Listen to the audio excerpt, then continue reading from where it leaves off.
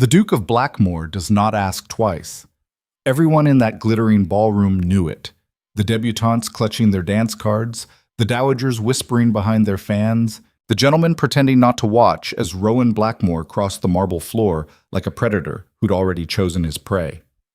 And Adeline Carter, penniless, disgraced, practically invisible in her borrowed gray silk, looked him dead in the eye and said no. The orchestra stopped mid-note.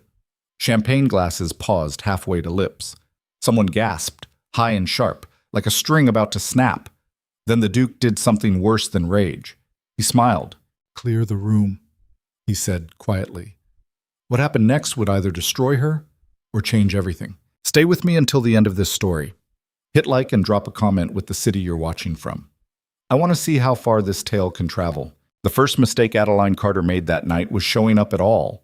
The second was believing she could stay invisible. She'd perfected the art over the last 3 years, how to stand near enough to a conversation to seem included, but far enough that no one would expect her to contribute. How to accept a glass of champagne she'd never drink, just to occupy her hands.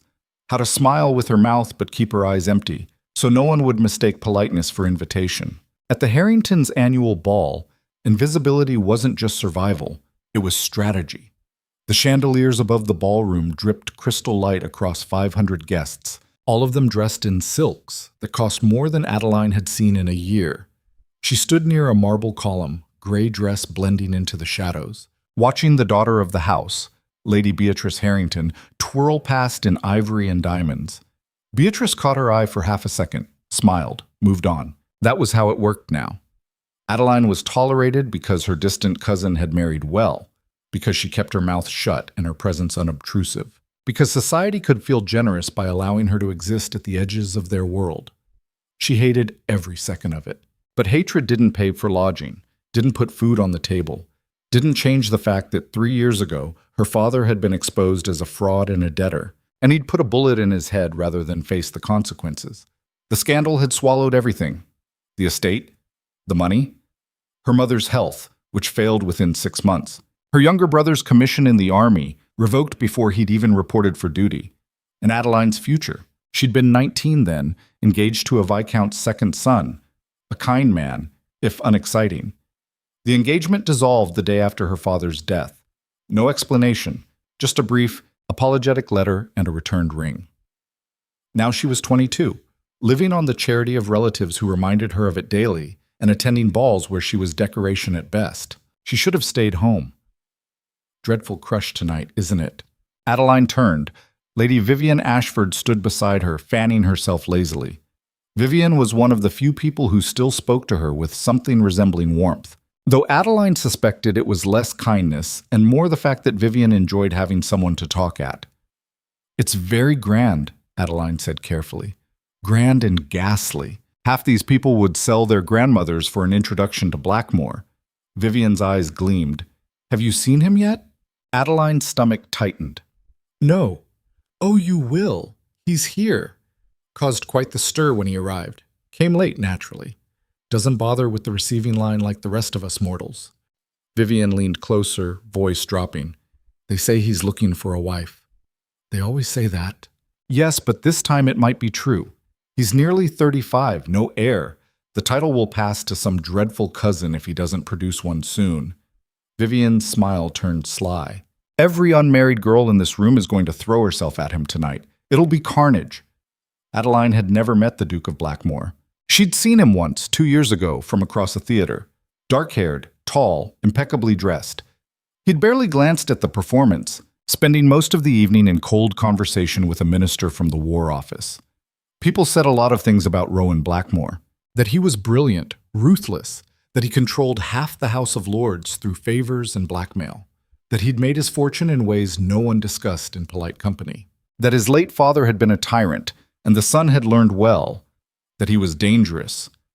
"I'm sure he'll have his choice of candidates," Adeline said. Vivian laughed. "Oh, darling, you're far too sensible to get caught up in that frenzy. It's one of your better qualities." It wasn't a compliment. Before Adeline could respond, the crowd near the entrance shifted. Conversations faltered. The energy in the room changed, like a storm moving in.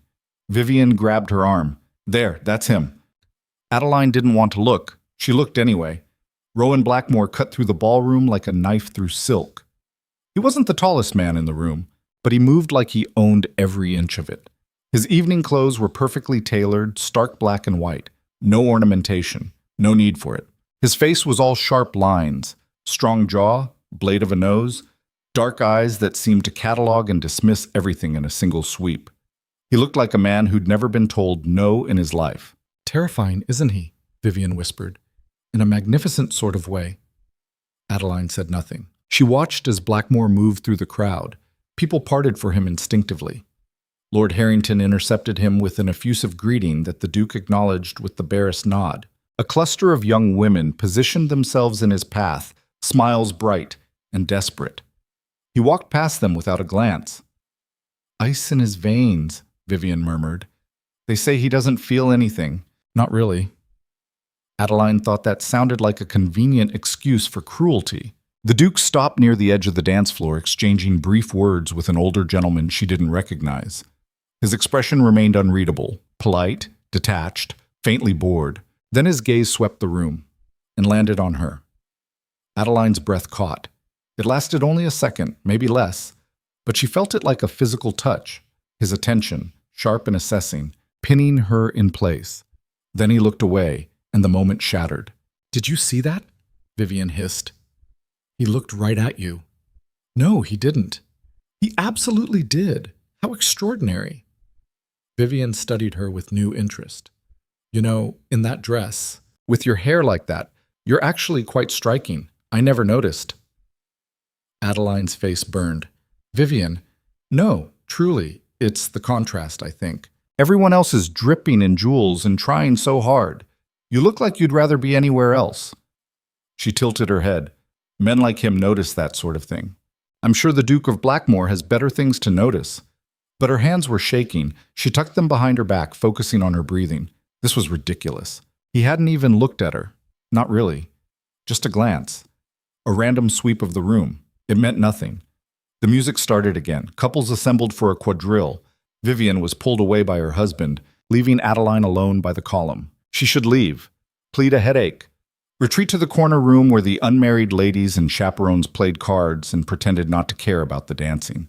She didn't move. The quadrille ended. A waltz began. Adeline watched the dancers spin past in a blur of color, and for a moment, just a moment, she let herself remember what it felt like to be one of them. To have a place, a future, to matter. "Miss Carter." The voice was low, controlled, and directly behind her. Adeline turned. Rowan Blackmore stood less than 3 feet away. Up close, he was worse. Taller than she'd realized. Broader in the shoulders.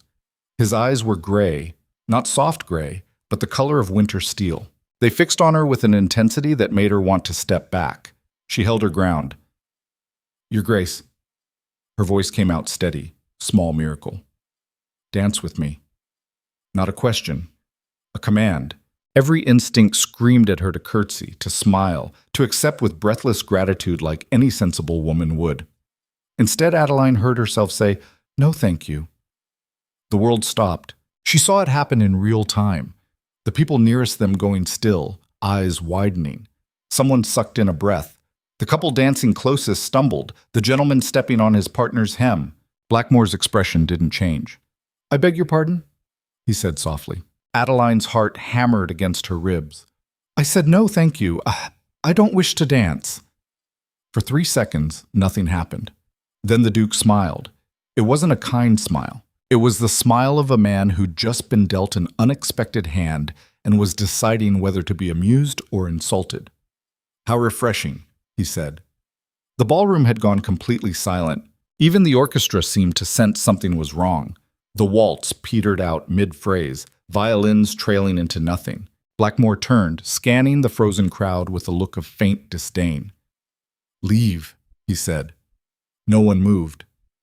"I said leave." His voice didn't rise, didn't need to. "All of you, now." For a moment, Adeline thought they'd refuse, that Lord Harrington would protest, that someone would laugh it off as a jest.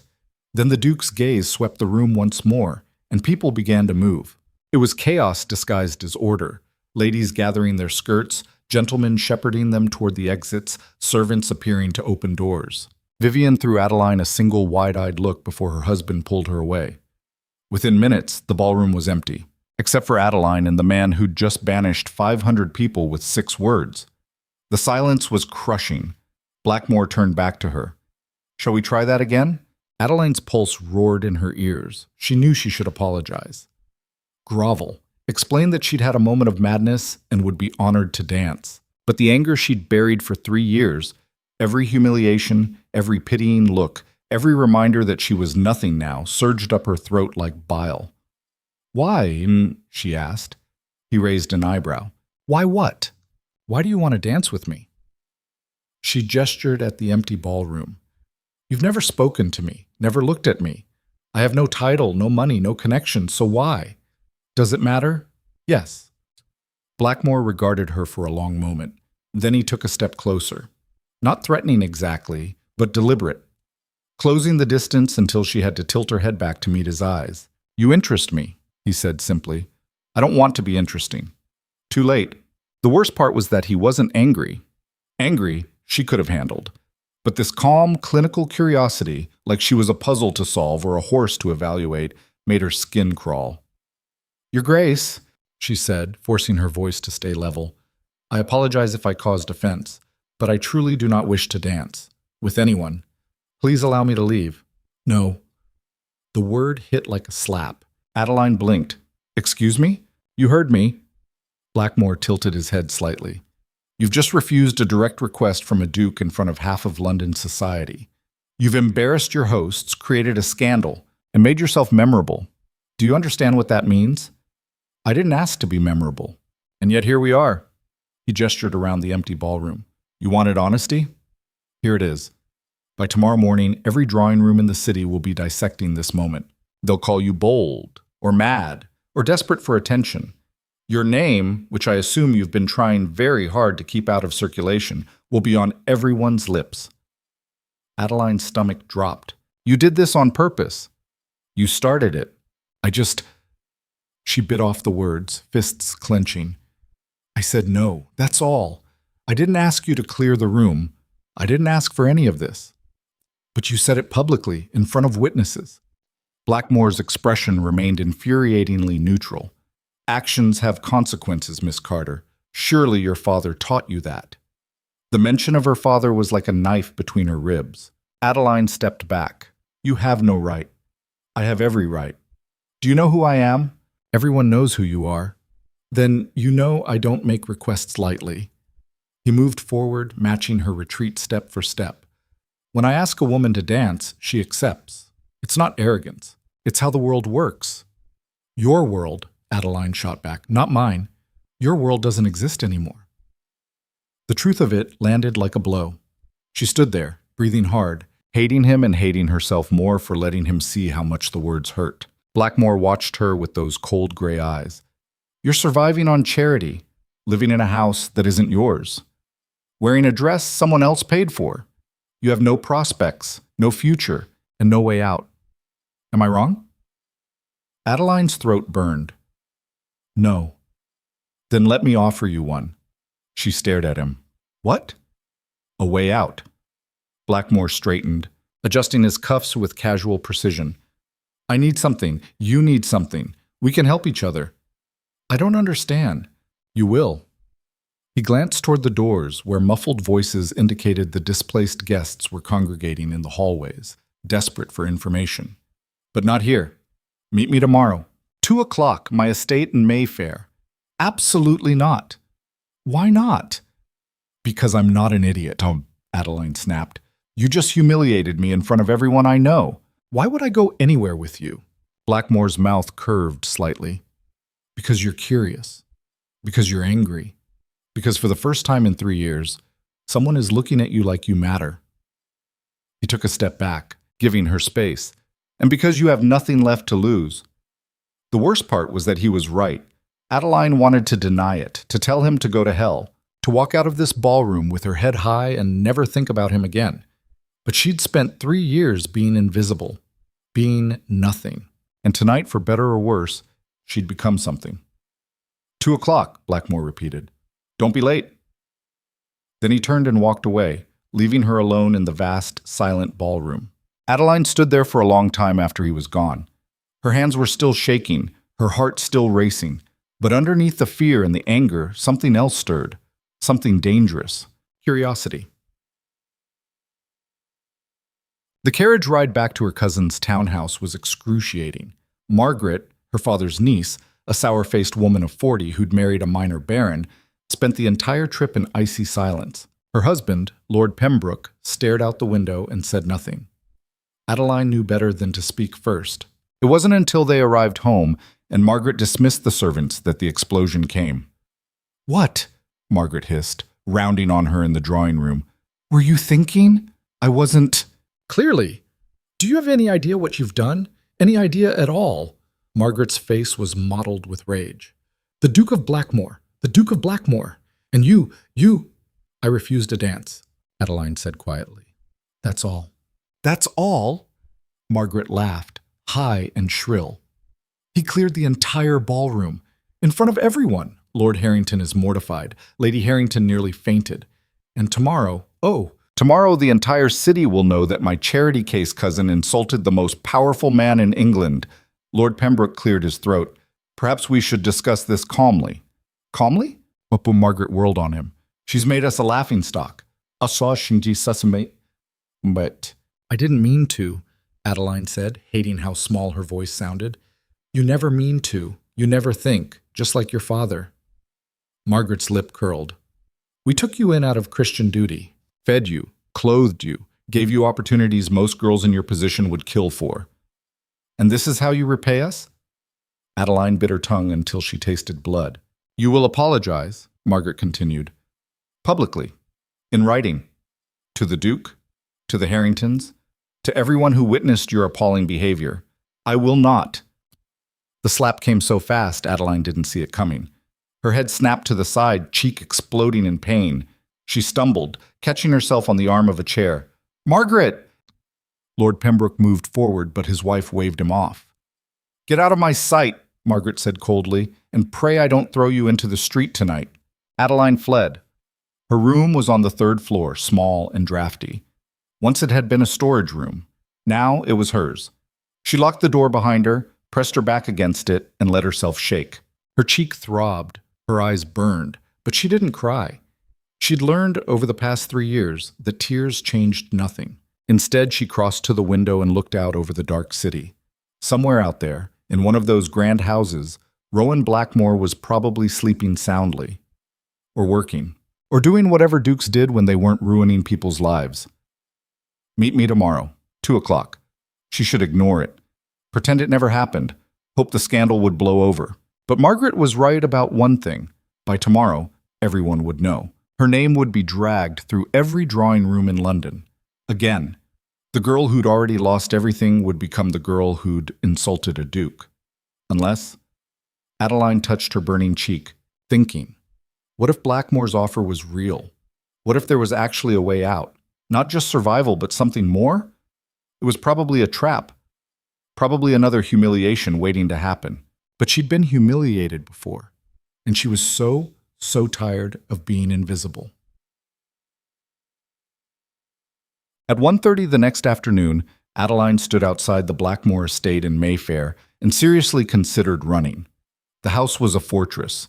4 stories of pale stone, iron gates, windows that stared down like judging eyes. Footmen flanked the entrance, expressions blank. This was insane. She'd left the Pembroke house that morning, claiming a headache, slipping out while Margaret was at her ladies' society meeting. She'd worn her least offensive dress, dark green, high-necked, no ornamentation, tried to look respectable. Now, staring up at those windows, she felt like a fool. "Miss Carter?" She jumped. A butler stood in the open doorway, expression professionally neutral. "His Grace is expecting you. Please, come in." There was still time to leave, to make an excuse, to go back to her small room and her small life and never think about this again. Adeline climbed the steps. The interior of Blackmore House was exactly what she'd expected. Expensive, cold, intimidating. Marble floors, dark wood. portraits of stern-faced ancestors lining the walls. The butler led her through a series of corridors to a study at the back of the house. "Miss Carter, Your Grace." Then he left, closing the door behind her. Rowan Blackmore stood by the window, hands clasped behind his back. He didn't turn immediately. "You came," he said. "You knew I would." "I suspected." Now he turned, studying her with that same clinical intensity from the night before. "Please, sit." Adeline remained standing. "What do you want?" "Direct. I appreciate that." Blackmore moved to the desk, leaning against it casually. "I'll return the favor. In 3 weeks, I'm hosting a gathering at my country estate. Political allies, potential investors, several members of parliament.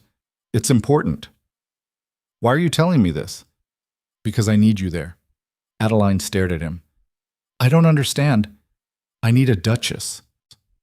The room tilted slightly. "Not permanently," Blackmore continued, as if he were discussing the weather. "Just for the gathering. A few days. You'll play the role, help me navigate the social requirements, and then we'll part ways. You want me to pretend to be engaged to you?" "Married, actually. It'll be more convincing." Adeline laughed. It came out harsh, disbelieving. "You've lost your mind. I'm completely serious. Why would you possibly... Why me? You could have any woman in London." "Most women in London want something from me," Blackmore said flatly. "A title, money, security. They see me as a prize to be won. You, Miss Carter, looked me in the eye last night and told me no." "So this is punishment?" "This is business." He straightened, crossing his arms. "I don't have time to court someone properly. I don't want a real wife. Not yet. But I need the appearance of stability. The men coming to this gathering need to see me as settled, reliable, a family man." "You're not a family man." "Hence the pretense." Adeline shook her head slowly. "This is insane." "You said that already." "Because it is. What makes you think I'd agree to this?" Blackmore's expression didn't change. "Because I'm offering you something in return. You help me, and I'll restore your reputation." The words hung in the air between them. "Yetas." The words. Adeline's heart stuttered. "What?" "Your name, your standing, everything your father destroyed." Blackmore pushed off the desk, moving closer. "I have the connections to do it. Whisper in the right ears, call in the right favors. By the time we're done, society won't remember you as the disgraced charity case. They'll remember you as the woman who caught a duke. And when the engagement or marriage ends, you'll be the tragic widow, or the woman I wasn't good enough for. We'll craft the story carefully. Either way, you'll have options again." It was everything she'd lost. Everything she'd spent 3 years mourning. And it was a lie. "Why should I trust you?" Adeline asked. "You shouldn't." Blackmore stopped a few feet away. "But you don't have to trust me. You just have to be pragmatic. This is a transaction. I need something. You need something. We're both intelligent enough to see the benefit." Adeline's mind raced. What happens if someone discovers the truth? They won't. But if they do, then we both go down, Blackmore said calmly, which is why we'll be very, very careful. She should say no, should walk out right now. Instead, she heard herself ask, "What would I have to do?" Something shifted in Blackmore's expression. Not quite satisfaction, but close. "Attend the gathering as my wife. Charm the guest. Play the role convincingly. Follow my lead in public."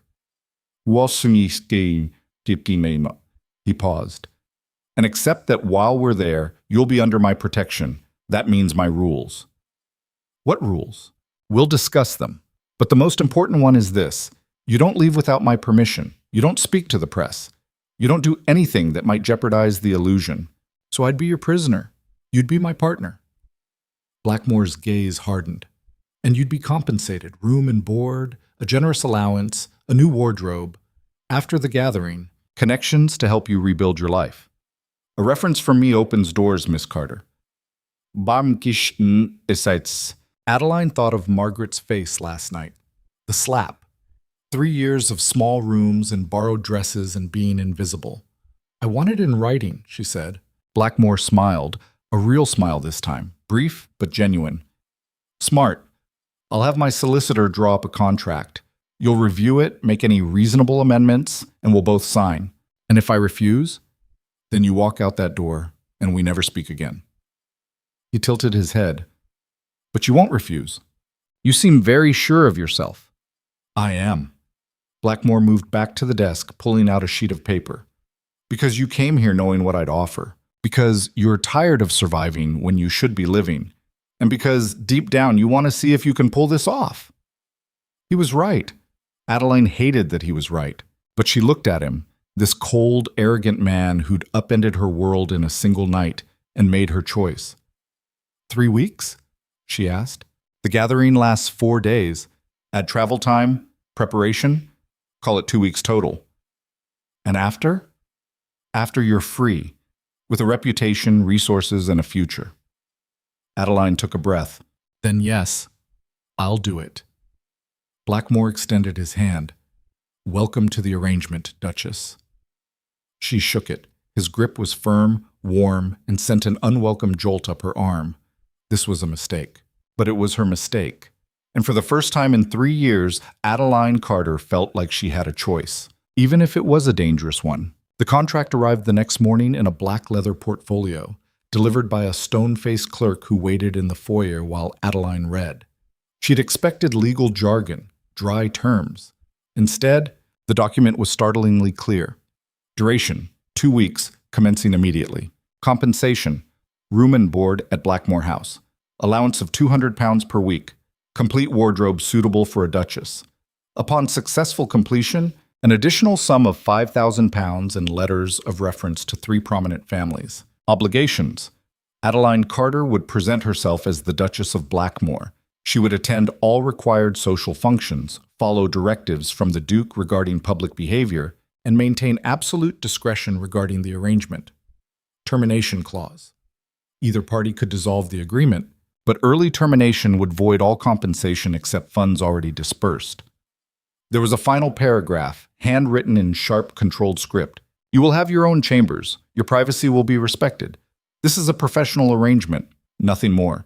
But if you attempt to leverage this position for personal gain beyond our agreement, or if you betray my trust in any capacity, I will ensure your ruin is permanent and complete. Sign if you understand. Walk away if you don't." No signature. He hadn't even bothered. Adeline read it twice more, searching for traps. The terms were generous, absurdly so. £5,000 could set her up for years. The references alone would open doors she'd thought permanently closed. But that final paragraph. She looked up at the clerk. "I need to make one amendment."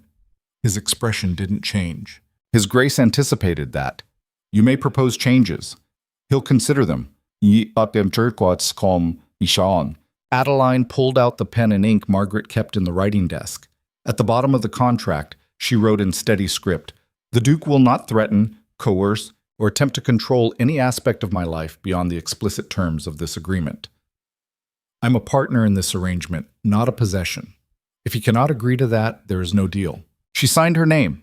The clerk took the portfolio without comment and left. For 3 hours, Adeline waited, packed a small bag, told Margaret she'd received an offer to companion an elderly widow in Bath, a lie that would fall apart the moment society papers started running stories, but it bought her time. Margaret had been so relieved to be rid of her that she hadn't asked questions. At 2 o'clock, a carriage arrived. Black lacquer, the Blackmore crest on the door. The same clerk emerged, carrying the portfolio. "His Grace has accepted your terms," he said. "Your belongings will be sent for. The carriage is waiting." Adeline climbed in, heart hammering. There was no going back now, sir.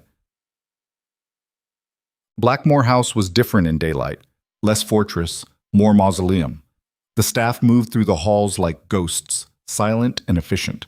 A housekeeper named Mrs. Daventry, gray-haired and sharp-eyed, led Adeline upstairs without a word. The Duchess's chambers occupied the entire east wing of the second floor. Adeline stopped in the doorway, stunned. The room was enormous. High ceilings with intricate plasterwork, tall windows overlooking manicured gardens, a 4-poster bed draped in midnight blue silk, furniture that probably cost more than her father's entire estate had been worth. "Your dressing room is through there," Mrs. Daventry said, pointing to a door on the left.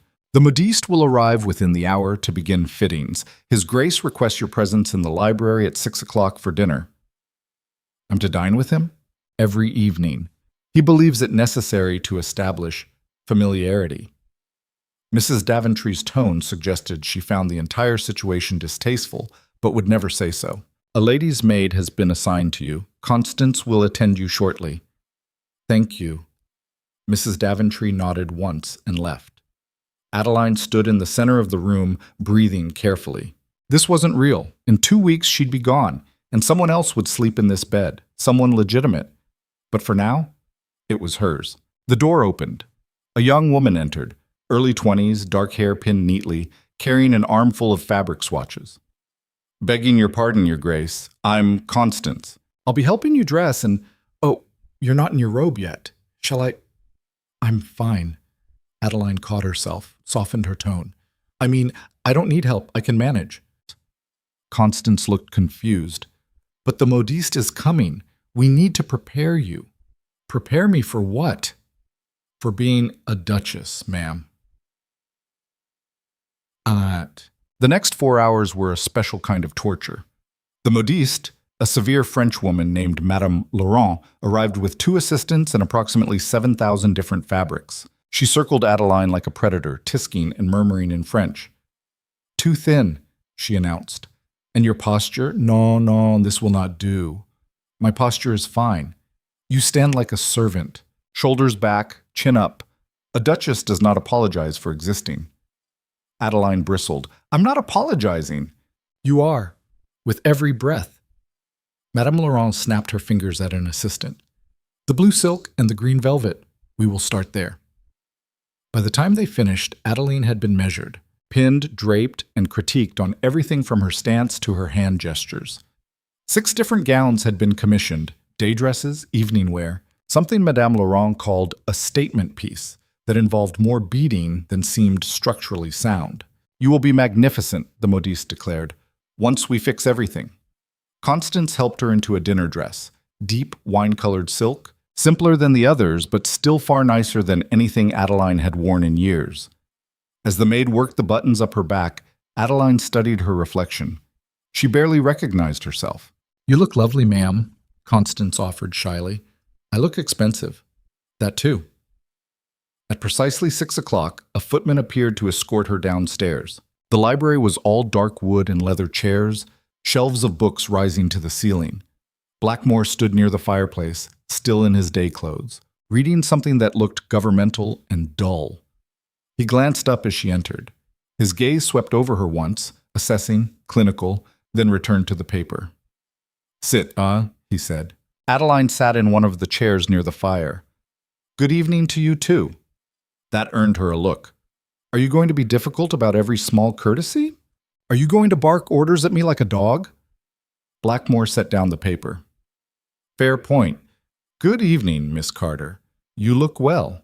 Your Grace. She kept her voice even.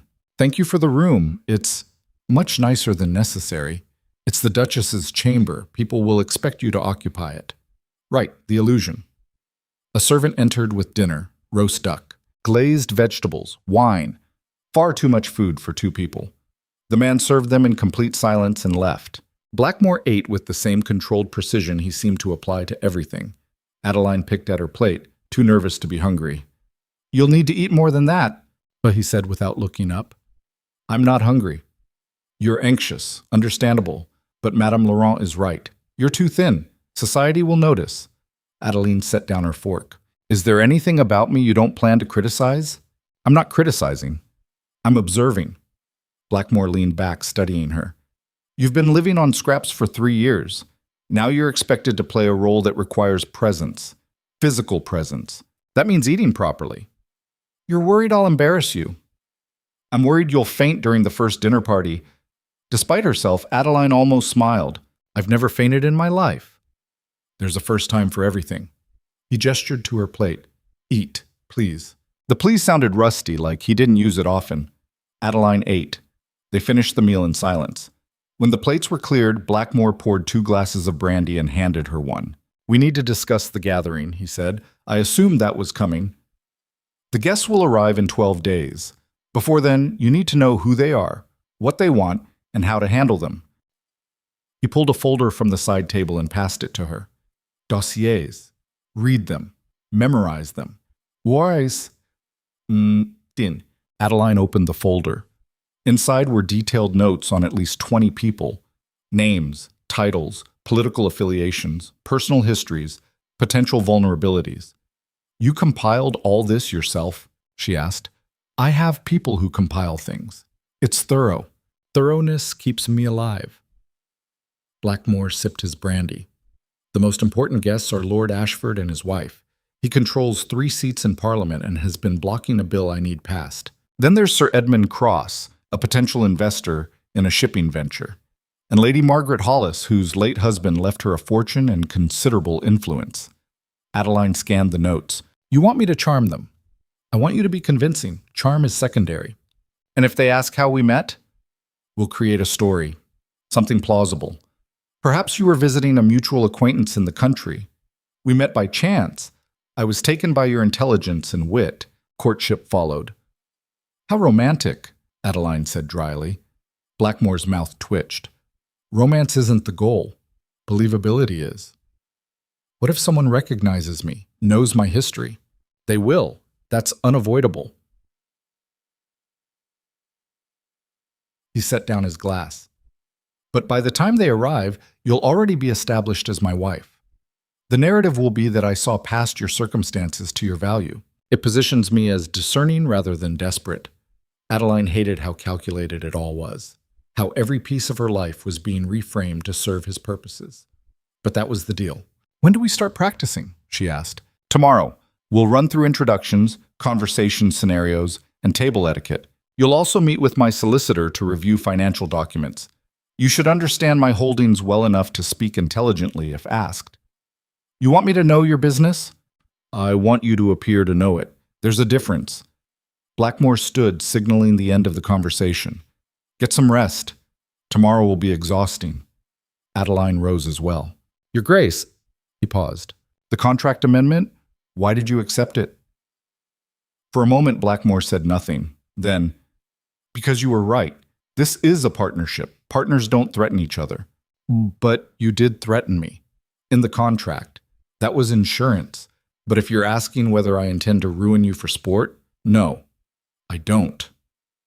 His gaze was steady. You're valuable to me. Miss Carter, I protect my investments. It should have been reassuring. Instead, it reminded her exactly what she was to him. A tool. An asset. Useful. Good night, she said quietly. Good night. The next week was a gauntlet. Every morning, Adeline woke to Constance laying out clothes, followed by breakfast alone in her room. Blackmore apparently preferred to eat while working. Then came lessons. A deportment instructor named Miss Hartley arrived to drill posture, walking, curtsying. A duchess moves with purpose, she'd say, wrapping Adeline's shoulders with a wooden rod whenever she slouched. You're not scurrying, you're gliding. In the afternoons, Blackmore himself took over. They practiced conversations, him firing questions while she scrambled for appropriate responses. How did we meet? Through mutual friends in Derbyshire, you were visiting the Harrisons. Wrong. The Harrisons are liberals. I wouldn't visit them socially. Then who? The Carlyles. Try again. Oh, we met through the Carlyles in Derbyshire. Better. What did I say when I proposed? Adeline blinked. We didn't actually.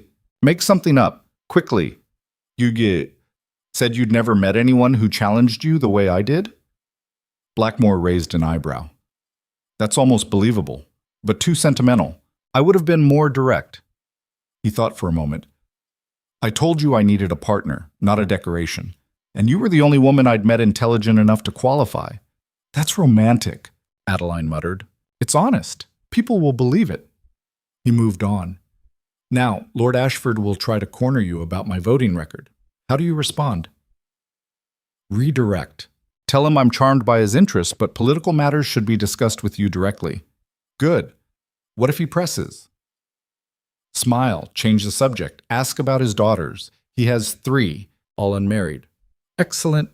Blackmore leaned back, something almost like approval in his expression. You're learning. The praise shouldn't have mattered. It did.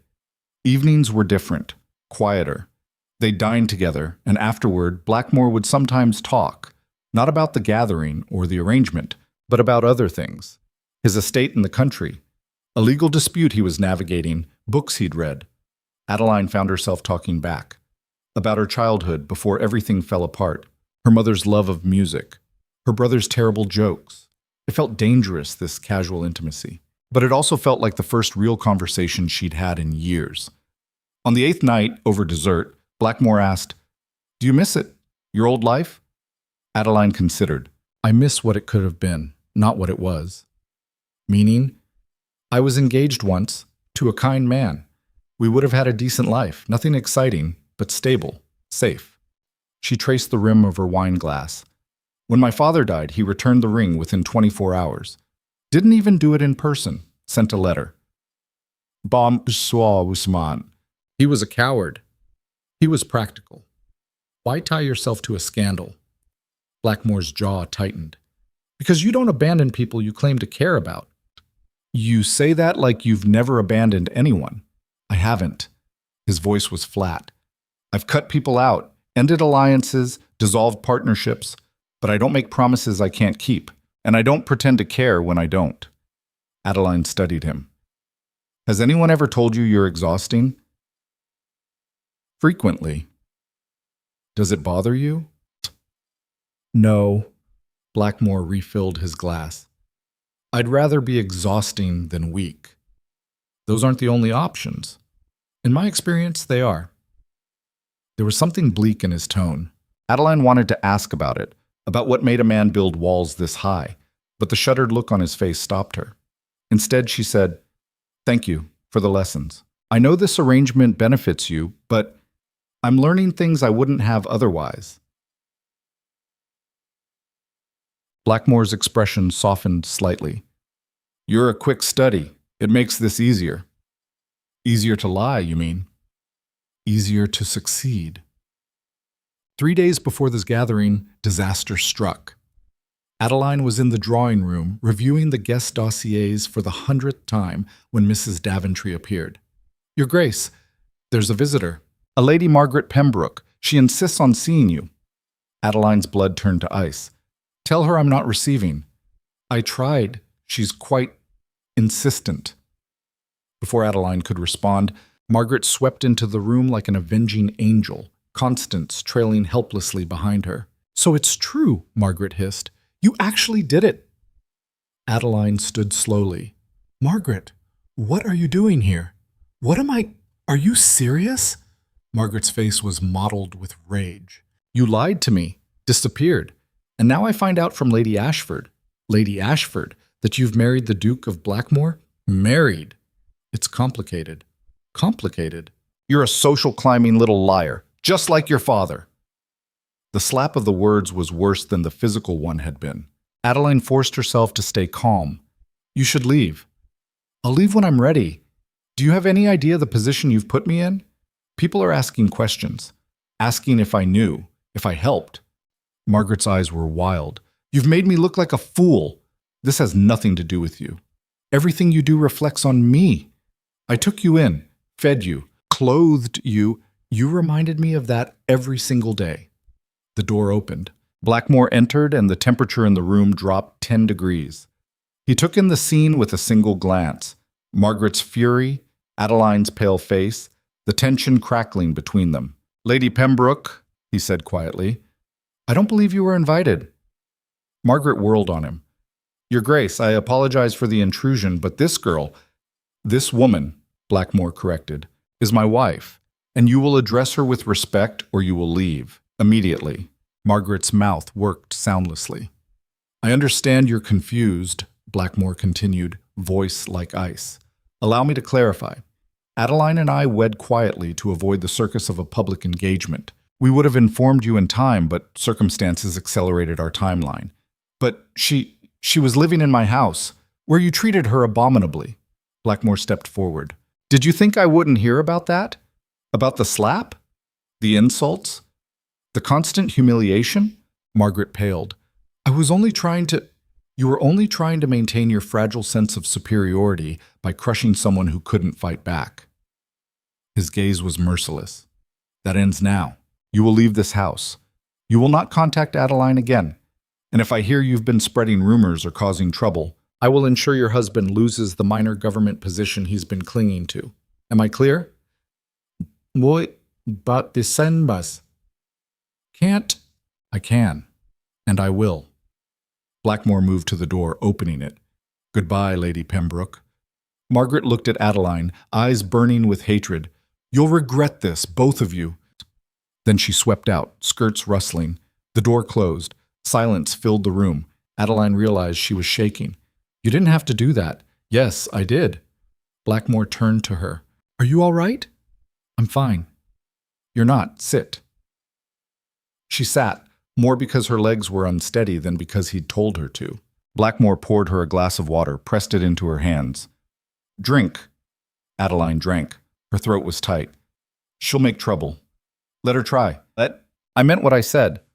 One word from me and her husband's career is over. She knows that. Why did you defend me? This isn't part of the contract. Blackmore was quiet for a moment, because no one else was going to.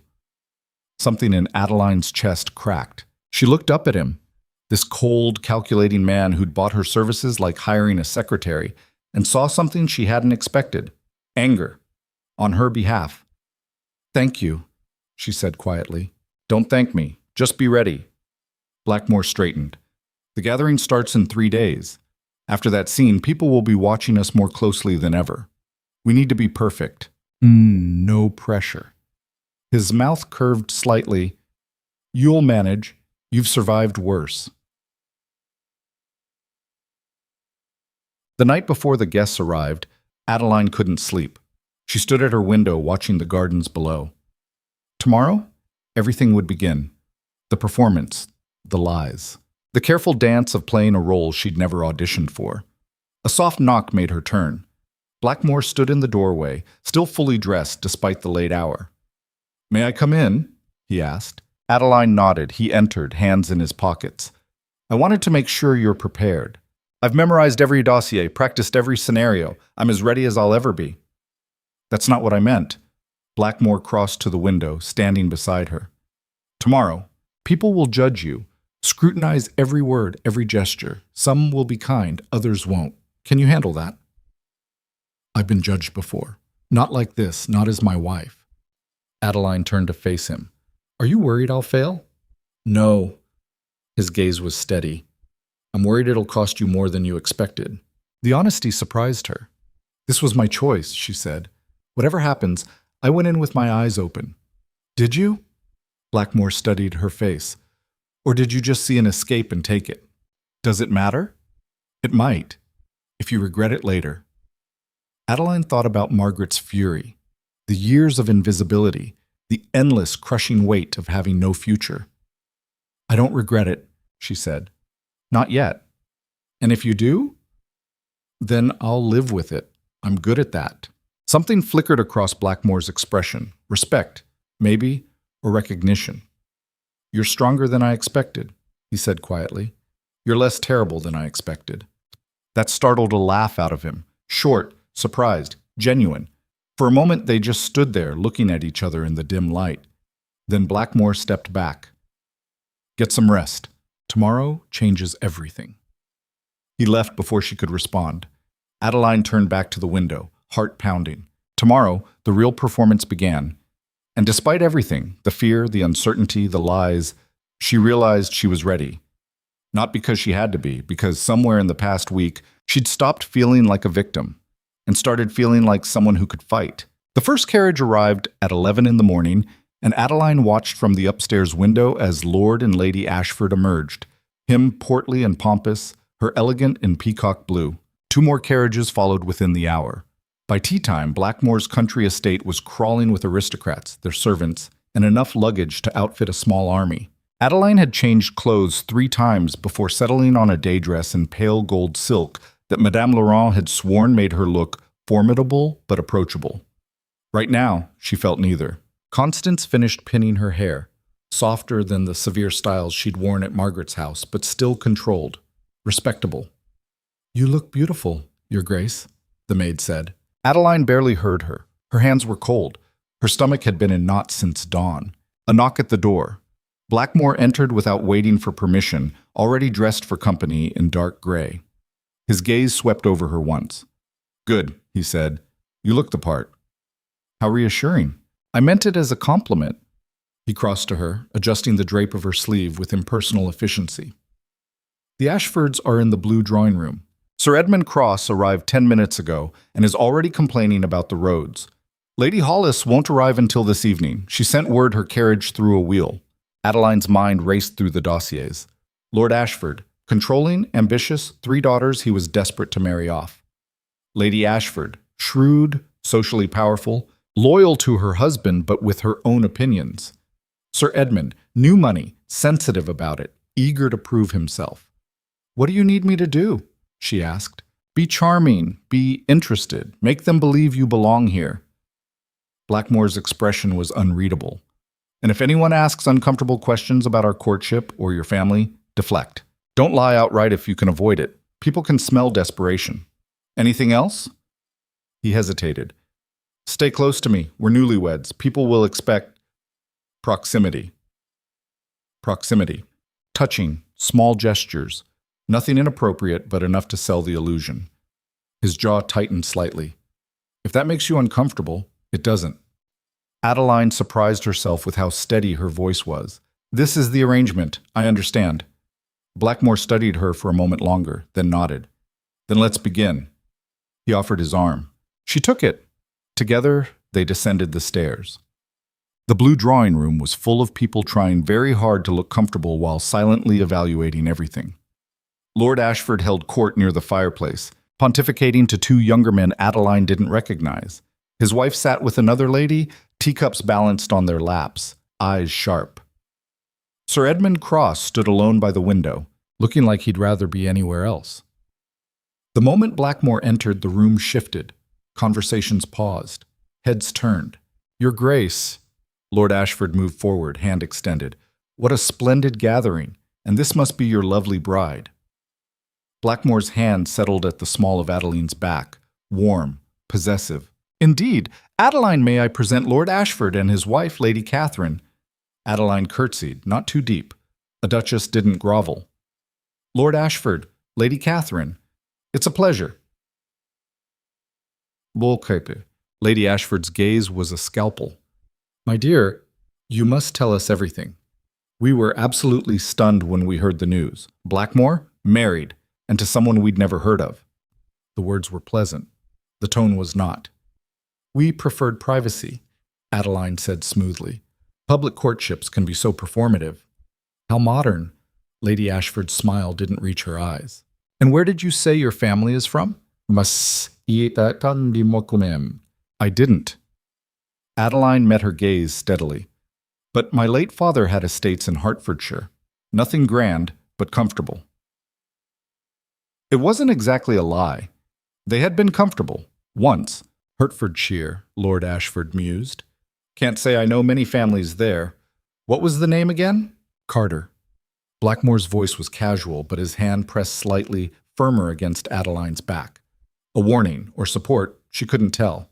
Though Adeline's connections are less important than her qualities, I don't choose a wife based on her pedigree.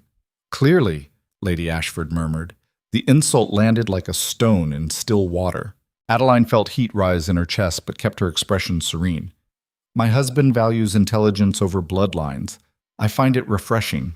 "As do I," came a new voice. A woman had entered the room, late 50s, silver hair, dressed in deep purple. She moved with the confidence of someone who'd never questioned her place in the world. "Lady Hollis," Blackmore said, surprise flickering across his face. "I thought you weren't arriving until evening.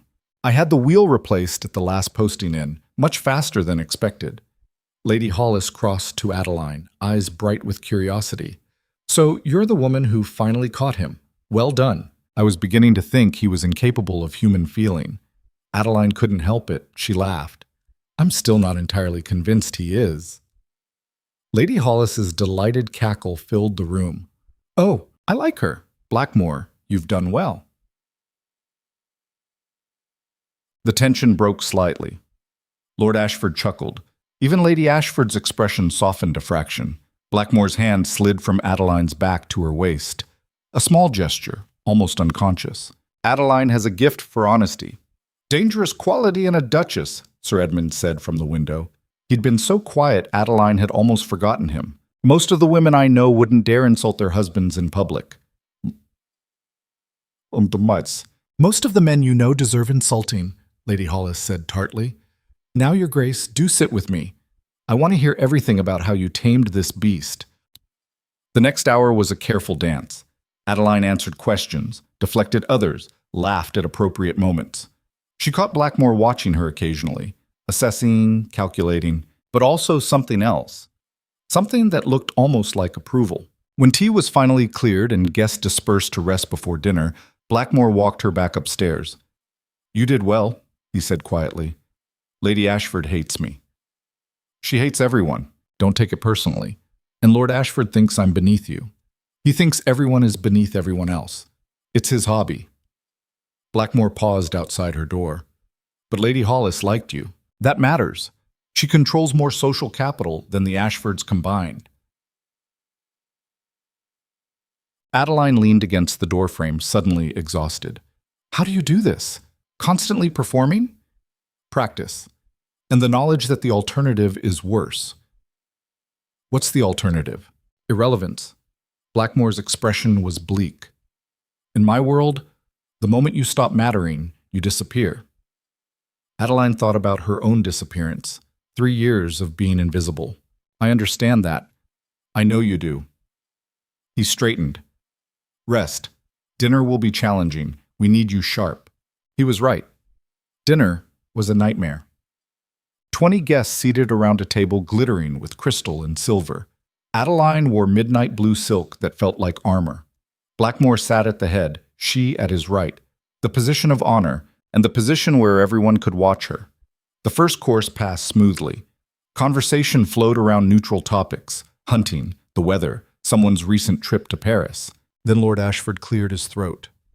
Your Grace, I've been meaning to ask, what's your position on the factory reform bill? The table went quiet. Adeline knew this trap. She'd read about it in the dossiers. Lord Ashford opposed the bill. Blackmore supported it. Ashford was testing whether she'd contradict her husband or reveal ignorance.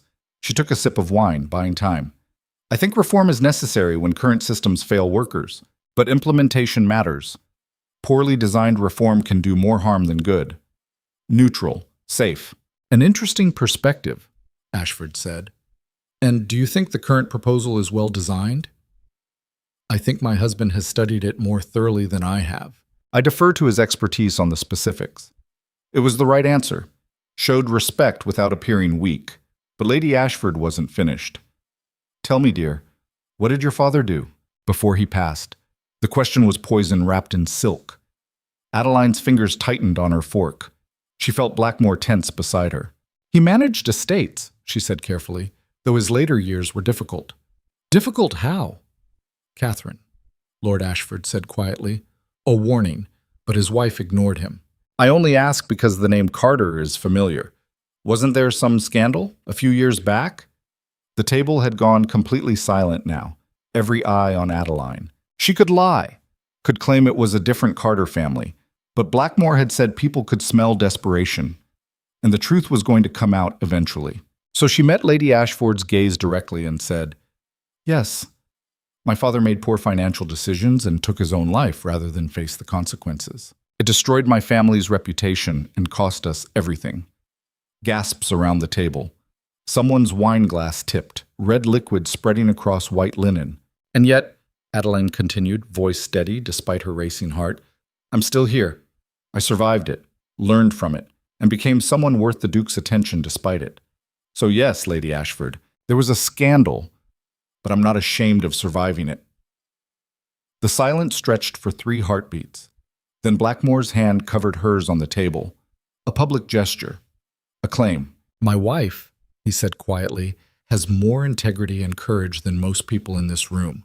Her father's mistakes are not hers. And anyone who suggests otherwise will answer to me. Lady Hollis began to clap, slow, deliberate. Well said, both of you. The tension shattered. Conversations resumed, slightly forced but present. Lady Ashford looked like she'd swallowed glass. The rest of dinner passed in a blur.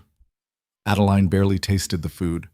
When it finally ended and the ladies withdrew to the parlor for cards while the men smoked, she wanted nothing more than to flee to her room. But Lady Hollis cornered her by the card table. "That was brave, Dolce," the older woman said. "Stupid, perhaps, but brave. I didn't see another option." "There's always another option. You chose honesty." Lady Hollis dealt the cards with practiced ease. "Catherine Ashford is a viper. She'll use this. I know." "Good. Then you can prepare." She glanced up, sharp eyes assessing. "You're not what I expected." What did you expect? Someone more polished, someone who'd been trained for this. Lady Hollis laid down a card. "But I think Blackmore chose well. You're real. That's rare in our world." Adeline didn't know what to say to that. They played cards until the men rejoined them. Blackmore appeared at her elbow, tension radiating from him despite his calm exterior. "Walk with me," he murmured. She excused herself and followed him out to the terrace. The night air was cool, sharp. Adeline breathed it in, grateful to be away from prying eyes. "You shouldn't have told them," Blackmore said. "They already knew, or would soon. You gave them ammunition." "I gave them the truth. There's a difference." Adeline turned to face him. "You said people can smell desperation. Well, they can also smell lies. I wasn't going to sit there and let her imply things while I pretended to be someone I'm not." Blackmore's jaw worked. "This arrangement only works if we control the narrative." "Then we control this narrative. You stood by me in there. That matters more than whether my father was a criminal." "Does it? To the people who matter?" "Yes." Adeline stepped closer. "Lady Hollis respects me more now than she did before dinner." Sir Edmund looked sympathetic. Even Lord Ashford seemed uncomfortable with his wife's interrogation. "And the Ashfords will spread this everywhere. Let them. We'll be ready." Blackmore stared at her for a long moment. Then, unexpectedly, he laughed, short and rough. "You're either very clever or completely mad. Can't I be both?" "Apparently." He shook his head. "You realize this changes things. People will dig deeper, ask more questions. Then we answer them, together." The word hung between them. Together. As if this were real, as if they were actually partners instead of two people playing roles. Blackmore's expression shifted. "You should go inside, it's cold." But he didn't move, and neither did she. For a moment they just stood there on the terrace, the sounds of the gathering muffled behind them, the night vast and dark around them. Then Blackmore reached out and tucked a loose strand of hair behind her ear. The gesture was so unexpected, so gentle, that Adeline forgot to breathe. "You were magnificent tonight," he said quietly. Before she could respond, voices approached from inside. They stepped apart quickly. Lord Ashford appeared in the doorway. "Blackmore, a word? About the shipping venture?" "Of course." Blackmore glanced at Adeline. "Will you be all right?"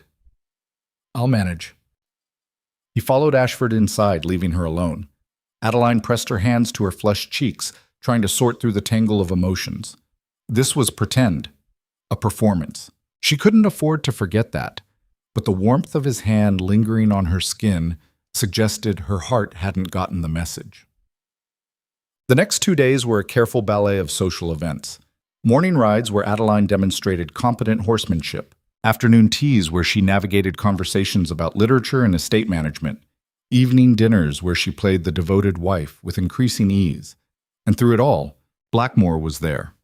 A hand at her elbow. A meaningful glance across the room. Small touches that the guests noticed and interpreted as affection. The problem was, Adeline was starting to notice them too. On the third morning, she woke to raised voices downstairs. She dressed quickly and found Blackmore in his study, face dark with anger, holding a newspaper. "What's wrong?" she asked. He handed her the paper without a word. The headline made her stomach drop. Duke's desperate gambit. Blackmore weds disgraced nobody. The article was vicious. It detailed her father's scandal, implied Blackmore had married her out of desperation or madness, questioned his judgment and fitness for his seat in Parliament. "Who wrote this?" Adeline whispered. "Someone who knew exactly what they were doing." Blackmore's voice was ice. This wasn't random gossip. This was coordinated. "The Ashfords?" "Possibly. or someone using the information they provided. He paced to the window. This is exactly what I was trying to avoid. Adeline set down the paper, hands shaking. I'm sorry. Don't. He turned sharply. Don't apologize. This isn't your fault, isn't it? If I hadn't told them, they would have found out anyway. At least this way we controlled how it came out. Blackmore rubbed his face, exhaustion showing through the cracks in his armor. I just need to think. A knock at the door. Mrs. Daventry entered, looking troubled. Your Grace, Lord Ashford is requesting an audience. He says it's urgent. Blackmore and Adeline exchanged glances. Show him in, Blackmore said. Lord Ashford entered, newspaper in hand, expression grave. Blackmore, Your Grace, I assume you've seen this. We have. Then you know we have a problem. Ashford set the paper on the desk. My colleagues in Parliament are asking questions. Questions about your judgment, your stability. My marriage is none of their concern.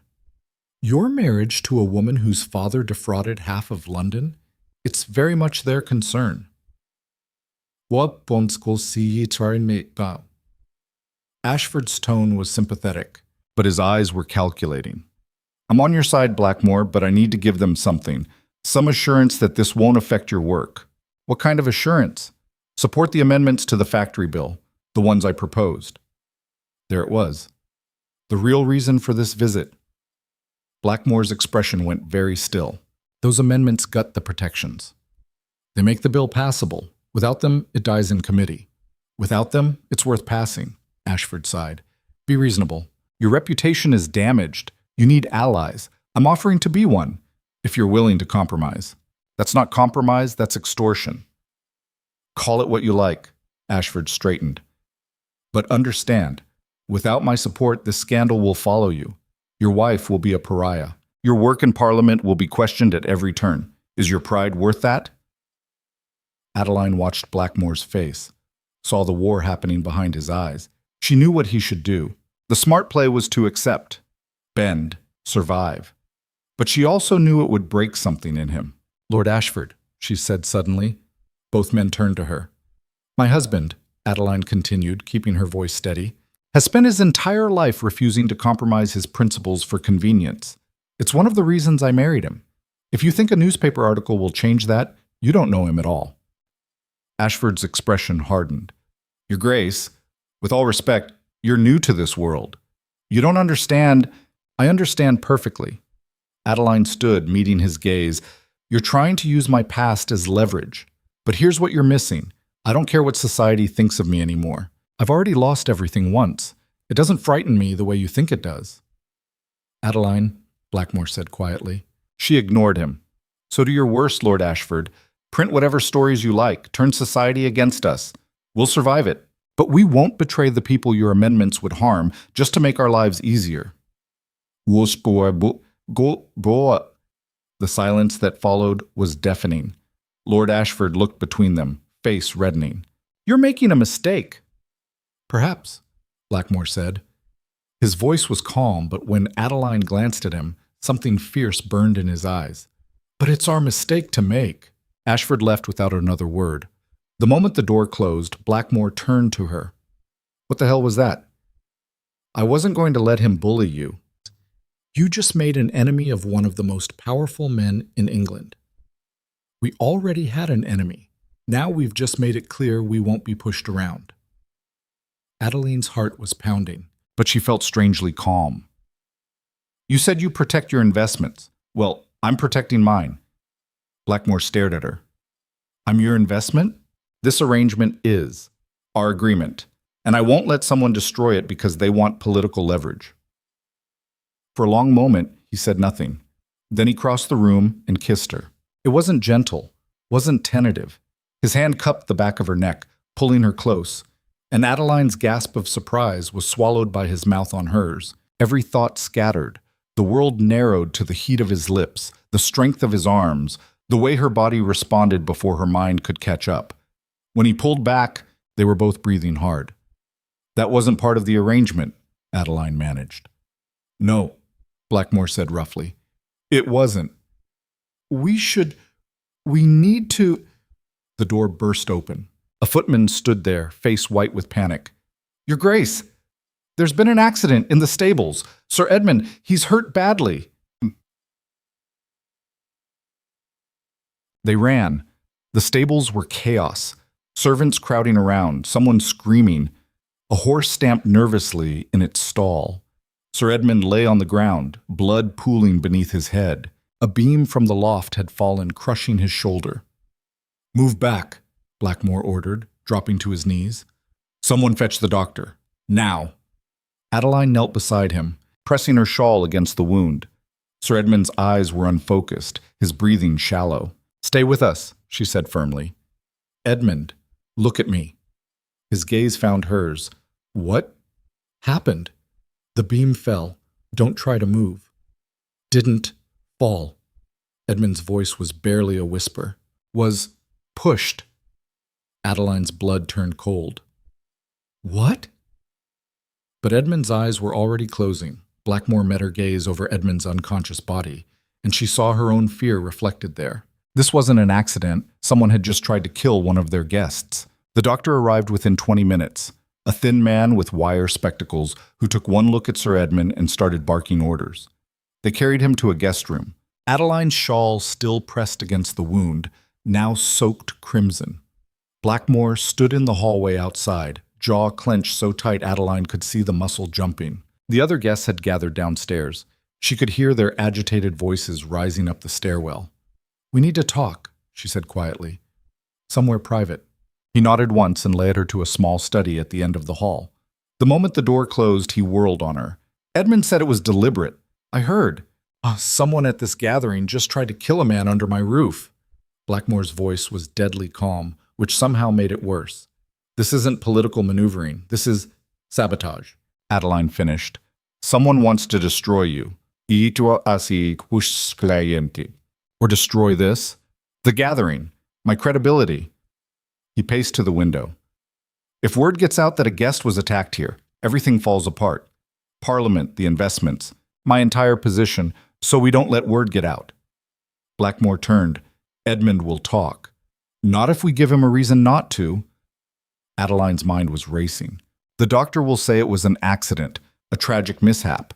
Edmund was in the wrong place when the beam gave way. Edmund knows that's a lie. Edmund also knows that if this becomes a scandal, his reputation suffers too. He was here seeking investment. If this turns into a murder investigation, who's going to trust him with their money? She moved closer. We frame it as protecting everyone, including him. Blackmore studied her. That's ruthless. That's pragmatic. Your word, not mine. For a moment, something like admiration crossed his face. Then it hardened again. We still need to know who did this. Agreed, but carefully. If we start accusing guests, I'm not accusing anyone yet. I'm gathering information. He headed for the door. The beam didn't fall on its own. Someone tampered with it, which means they were in the stables recently. The staff might have seen something. And while you do that, I'll handle the guests. Keep them calm. Make sure no one panics or starts spreading rumors. Blackmore paused, hand on the doorknob. Adeline, what you did earlier, with Ashford. I meant it. I know. That's what concerns me. His gaze was intense. You're supposed to be playing a role, not actually throwing yourself into the fire for me. Maybe the role and reality are starting to blur. The words hung between them, too honest, too raw. Blackmore's expression shifted. The kiss was a mistake, Adeline said quickly. We were caught up in the moment. It won't happen again. Won't it? Her heart stuttered. It can't. Why not? Because this arrangement has an expiration date. Because in 2 weeks I leave and you find an actual wife. Because, she stopped, suddenly unable to finish the sentence. Because I'm already in too deep, and if we keep pretending, I won't be able to tell the difference between the lie and what I want to be true. Blackmore stepped closer. What if I don't want you to leave? Don't. Adeline put a hand up. Don't say things you don't mean just because someone tried to kill your investor and you're angry. I'm not. He bit off the words, jaw working. Fine, we'll discuss this later. Right now we have a crisis to manage. He left. Adeline stood there for a long moment, pressing her palms against her eyes. Everything was unraveling. The careful arrangement, the clear boundaries, all of it dissolving into something messy and dangerous. But there was no time for that now. She straightened her dress, checked her reflection to make sure the blood didn't show, and went downstairs to face the lions. The drawing room was pandemonium. Lady Ashford held court near the fireplace, fanning herself dramatically. Her husband stood with two other gentlemen, voices low and serious. Lady Hollis sat alone, sharp eyes tracking everything. The moment Adeline entered, conversation stopped. "Your Grace," Lady Ashford said, voice dripping false concern. "How dreadful this is! Is Sir Edmund? He'll recover." Adeline kept her tone calm, authoritative. "The doctor is with him now. It was an unfortunate accident. An old beam gave way. These things happen in country estates." "How terrifying," one of the other ladies murmured. "We could have all been killed." "The stables have been used safely for 20 years, Adeline said firmly. "This was an isolated incident. The groundskeeper is inspecting every structure on the property to ensure nothing similar occurs." Lord Ashford cleared his throat. "Your Grace, with all respect, perhaps it would be wise to end the gathering early, given the circumstances." "Absolutely not." Every head turned. Adeline met Ashford's gaze steadily. "Sir Edmund came here to discuss important business with my husband. Ending the gathering early would only create more speculation and harm everyone's interests. We will continue as planned. But the danger has been addressed. Unless you believe my husband incapable of protecting his guests?" She let the challenge hang in the air. Ashford's face reddened. "Of course not. I merely thought you thought this would be an excellent excuse to leave before having to defend your position on the factory bill." Adeline's voice was pleasant, but her words cut. "How convenient for you." Lady Hollis made a sound that might have been a laugh. "That's quite an accusation," Lady Ashford said coldly. "Is it? Or is it simply an observation?" Adeline turned to address the room. "I understand this has been frightening, but my husband and I are committed to ensuring your safety and comfort. The gathering will continue. Tomorrow's activities will proceed as scheduled, and Sir Edmund will join us again when the doctor permits." She could see the calculation in their faces. She Sheki, the weighing of options. Stay and risk. What exactly? Leave and look weak? Possibly guilty? "I think Her Grace is right," Lady Hollis said suddenly. "Running away solves nothing. Besides, I came here for the hunting party tomorrow, and I intend to participate." "As do I," said one of the younger gentlemen. Slowly, others nodded agreement. Lord Ashford looked like he'd swallowed something sour, but he inclined his head. "Very well. We stay." Adeline exhaled slowly. "Excellent. Now I believe refreshments are being served on the terrace. Shall we?" She led them out, feeling their eyes on her back. Only when they were settled outside, servants circulating with wine and small cakes, did she allow herself to retreat. Lady Hollis caught her arm. "A word." They stepped away from the others into the shade of an oak tree. "That was well done," Lady Hollis said quietly. "You handled them like a seasoned duchess." "I'm barely managing not to fall apart." "Ishawa mi sam debretse." "All the better. They can't see fear." The older woman's gaze was shrewd. "But I can. What really happened in that stable?" Adeline hesitated. "The beam fell. Don't insult my intelligence. I've been navigating society for 40 years. I know when something smells wrong." Lady Hollis leaned closer. "Was it deliberate?" There was no point lying to her. "We don't know, but we're finding out." Who would want to hurt Edmund?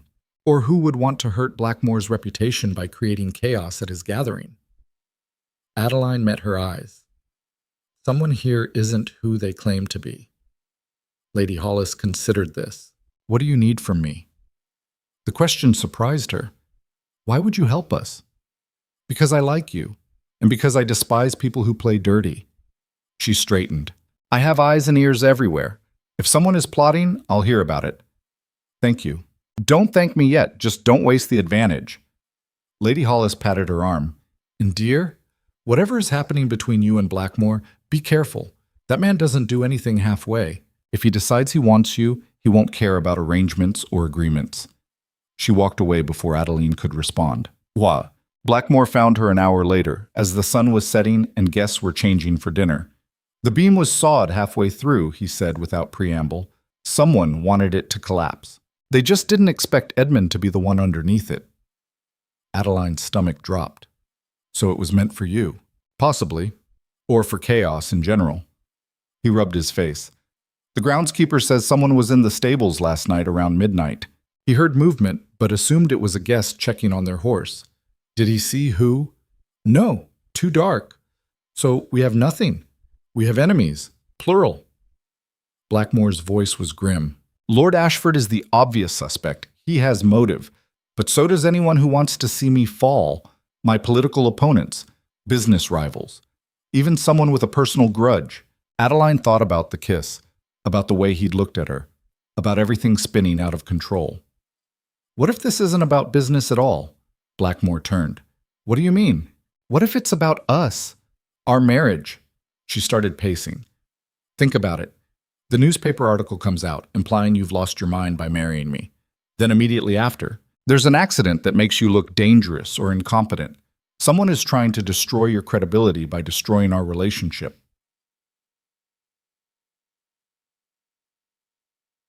Who would care that much? Someone who wanted to marry you, or someone who had other plans for you? Adeline stopped. Do you have a cousin, someone who inherits if you die without an heir? Blackmore went very still. Victor, my father's nephew. He's been angling for the title for years. Is he here? No, but he has friends, allies. His expression darkened. If he's behind this, we need proof. Real proof. Adeline grabbed his arm. But more importantly, we need to show everyone that we're not falling apart, that your judgment is sound and our marriage is solid. How do we do that? She took a breath. Tomorrow's hunt. You and I ride together. We make sure everyone sees us as a united front, strong, capable, unshakable.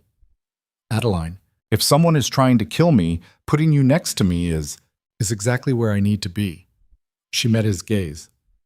We're partners, remember? You said it yourself, so let me be your partner. Blackmore stared at her for a long moment. Then, slowly, he nodded. All right, but you stay close to me. No wandering off, no taking risks. Same to you. His mouth curved slightly. Deal. Dinner that night was subdued. Sir Edmund remained in his room, recovering, which left an empty chair that felt like an accusation. Adeline sat beside Blackmore, hyper-aware of every glance, every whispered conversation. Lord Ashford made a show of concern, asking repeatedly about security measures. Lady Ashford watched Adeline like a hawk waiting for prey to stumble. Only Lady Hollis seemed relaxed, eating her meal and making dry observations that occasionally made others laugh despite the tension. Halfway through the main course, Blackmore's hand found Adeline's under the table. Just a brief touch, his fingers curling around hers, squeezing once. A reminder, a reassurance. She wasn't sure which. When the meal finally ended and guests dispersed, Adeline escaped to her room. Constance helped her out of the dinner gown and into a nightdress, chattering about the day's drama. Everyone's talking. Ma'am, the staff is nervous. They're saying the estate is cursed. It's not cursed. It was an accident. Was it? Constance's eyes were wide.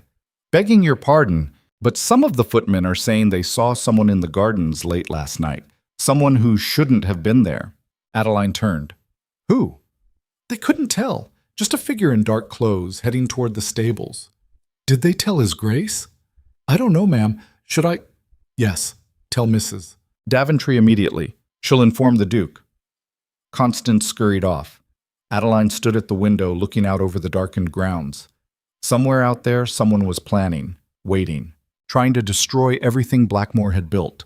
And somehow, impossibly, she'd become invested in stopping them. A knock at the door connecting her room to Blackmore's chambers. She crossed to it, opened it. He stood there, still in his shirt sleeves, hair disheveled like he'd been running his hands through it. Can't sleep either? She asked. No. He stepped inside and she realized this was the first time he'd been in her bedroom. I keep thinking about what you said, about this being personal. And? You're right. This is targeted, deliberate. He paced to the window. Victor has always resented me. My father favored me, gave me everything, left Victor with a minor estate and a lifetime of bitterness. Would he really try to kill you? I don't know, but he'd certainly enjoy watching me fail. Blackmore turned. If we're right, if he orchestrated this, he's not going to stop with one attempt. Then we stay ahead of him. We show everyone that we're stronger than whatever he throws at us. We. Blackmore crossed to her. You keep saying that. Because it's true. But it's not supposed to be. You're supposed to play a role for 2 weeks and leave, not actually fight my battles. Adeline's throat tightened. Maybe I'm tired of running. Maybe I want to fight for something. For what? This arrangement? This lie? For you. The words escaped before she could stop them. Blackmore went very still. Adeline, Mon, I know. I know this isn't real. I know in 2 weeks I'm supposed to walk away and pretend none of this mattered. Her voice cracked. But it does matter. You matter. And I'm not going to stand by while someone tries to destroy you. For 3 heartbeats, neither of them moved. Then Blackmore cupped her face in his hands and kissed her like she was the only real thing in his world.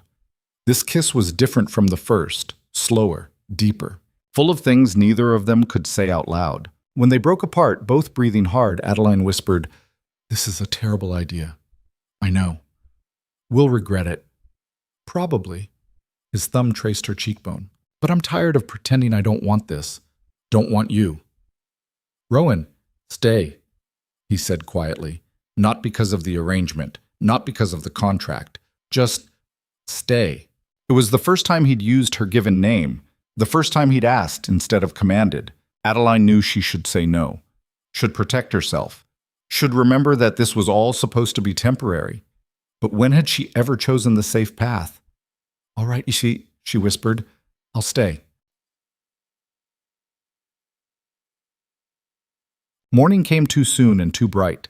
Adeline woke in her own bed. Blackmore had left some time before dawn, pressing a kiss to her forehead before slipping back to his chambers. Nothing had happened beyond kissing, beyond holding each other in the dark and talking about things that had nothing to do with arrangements or agreements. But everything had changed. Constance arrived with breakfast and hunting attire, a deep green riding habit that Madame Laurent had designed specifically for this. As the maid laced up the jacket, Adeline caught sight of herself in the mirror. She looked different, stronger, like someone who belonged here. The hunting party assembled on the lawn at 9. 20 guests on horseback, servants with the hounds, the crisp autumn air sharp with anticipation. Blackmore sat astride a massive black gelding, looking every inch the commanding duke. When Adeline approached on her own mount, a gray mare with a gentle disposition, his eyes tracked her movement with an intensity that made her skin warm. "Ready?" he asked quietly. "As I'll ever be." Lord Ashford rode up beside them. "Your Grace, I'd like to discuss—" "Later," Blackmore said pleasantly. "Today is for sport, not business." Ashford's jaw tightened, but he nodded and fell back. The hunt began. They rode through forests and across meadows, the hounds baying ahead. Adeline kept pace with Blackmore, jumping fences and navigating rough terrain with growing confidence. At one point, Lady Hollis pulled alongside her. "You ride well. My father taught me, before everything fell apart. He gave you something valuable then. Competence matters more than breeding." Lady Hollis glanced ahead to where Lord Ashford was struggling to control his mount. "Case in point, Adeline laughed despite herself. They'd been riding for nearly an hour when one of the hounds suddenly veered off course, howling frantically. The master of the hunt frowned and signaled a halt. "Something's wrong," Blackmore said. They followed the hound into a dense copse of trees. What they found made Adeline's blood run cold. A tripwire strung between 2 trees at chest height, barely visible. If the hound hadn't caught the scent of whatever bait had been used, someone would have ridden straight into it. At that speed, they would have been thrown, possibly killed. "Everyone back," Blackmore ordered. "Now!" The guests retreated, confusion and fear spreading through the group. Blackmore dismounted, examining the wire carefully. Adeline stayed on her horse, scanning the trees, looking for movement, for any sign of who might have set this trap. It was meant to look like an accident, Blackmore said quietly, rejoining her. Another tragic mishap during the hunt. Except the hound found it first. Luck or providence? His face was granite. This ends now. He wheeled his horse to face the assembled guests. When he spoke, his voice carried across the clearing with absolute authority. Someone, he said, has been attempting to sabotage this gathering. The beam in the stable was not an accident. Neither is this trap. I don't know who is responsible yet, but I will find out. Gasps and murmurs rippled through the crowd. Gasps and murmurs. Until then, Blackmore continued, no one leaves the estate, no one rides alone, and no one makes a move without my knowledge. His gaze swept over them. If you're innocent, you have nothing to fear. If you're not, I suggest you confess now, because when I discover the truth, and I will, there will be no mercy. Lord Ashford urged his horse forward. You can't hold us prisoner, cuz I can do whatever is necessary to protect my guests and my household. Blackmore's voice was ice.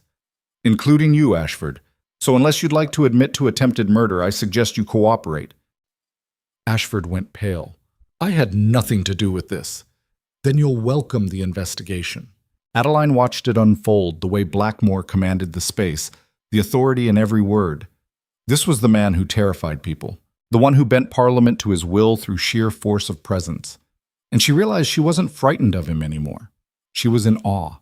The hunting party returned to the estate in subdued silence. Blackmore immediately jouged the staff, questioning everyone about their movements over the past 48 hours. Adeline coordinated with Mrs. Daventry to keep the guests occupied and separated. Afternoon tea in different rooms, activities designed to prevent collusion. By evening, exhaustion was setting in. But as Adeline changed for dinner, there was a knock at her door. It was Lady Hollis. I need to speak with you, the older woman said. Privately. They sat by the fire in Adeline's room, and Lady Hollis pulled a letter from her pocket. This arrived by messenger an hour ago.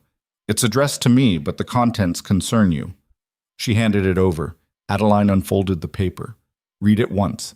Then again, her hands starting to shake. It was a detailed account of her father's crimes, but not just the financial fraud that had been public knowledge. This letter claimed her father had blackmailed, extorted, and ruined dozens of people, that he'd driven 3 men to suicide, that his corruption had destroyed lives from London to Edinburgh, and it implied that Adeline had known, had helped him. It's a lie, she whispered. I know, Lady Hollis said gently, but whoever sent this doesn't care about truth. They care about destroying you, and through you, destroying Blackmore. Who sent it? No signature, but the handwriting, I've seen it before, on correspondence from Victor Blackmore. Adeline's head snapped up. You're certain? As certain as I can be without comparing them side by side.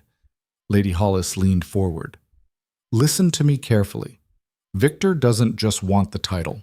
He wants to humiliate Rowan first. Make him look weak, foolish, desperate enough to marry a criminal's daughter. So he's been orchestrating all of this, the newspaper article, the attacks, this letter. Yes, and he's not done. Lady Hollis's expression was grave. This letter was sent to me as a test, to see if I'd spread it. If I did, tomorrow morning every guest here would know these allegations. True or not, the damage would be catastrophic. Adeline's mind raced. What are you going to do? Lady Hollis smiled, sharp and dangerous. I'm going to help you bury Victor Blackmore so thoroughly he'll never crawl out. They worked through the night. Lady Hollis had connections everywhere, servants, solicitors, society matrons who owed her favors. By morning, she'd assembled a dossier on Victor that made Adeline's father look like a saint. Embezzlement, fraud, a mistress in Paris supported by stolen family funds, debts that would have landed him in prison if not for his name. Blackmore read through it all, his expression growing darker with each page. How did you get this? He asked Lady Hollis. I've been collecting information on powerful men for decades. Insurance, you might call it. She sipped her tea calmly. Victor made the mistake of crossing me 5 years ago. I've been waiting for the right moment to use this. Why help us now? Because I like your wife, and because Victor is a vicious little weasel who deserves to be crushed. Lady Hollis set down her cup. But you need to move fast. If he realizes we're onto him, he'll flee to the continent.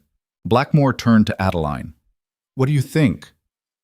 The fact that he was asking her, treating her as an actual partner, made her chest tight. We need to confront him publicly, she said, at dinner tonight, with all the guests present. If we do this privately, he'll deny everything. But in front of witnesses with proof, he'll have nowhere to hide. It's risky. If we're wrong, we're not wrong. Adeline met his gaze. And even if we were, I'd rather go down fighting than cowering. Blackmore's expression softened. When did you become so fierce? When I decided I was tired of being afraid. That evening, dinner began normally. Guests assembled, unaware of what was coming. Sir Edmund had recovered enough to join them, his arm in a sling, but his spirit surprisingly good. Blackmore stood at the head of the table, wine glass in hand.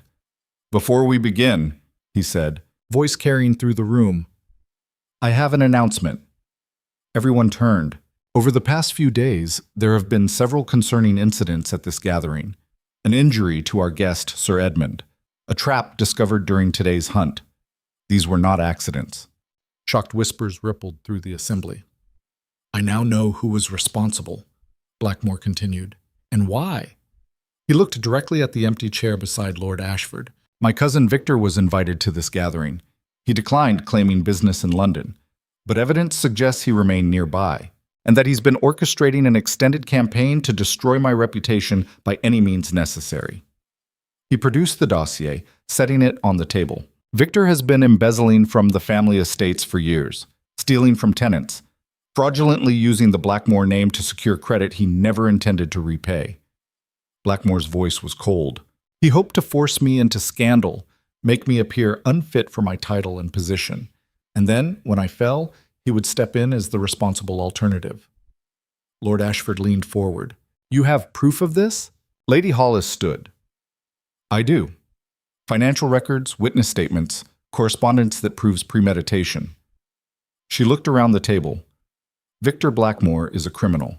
And tomorrow morning, I'm delivering this evidence to the authorities.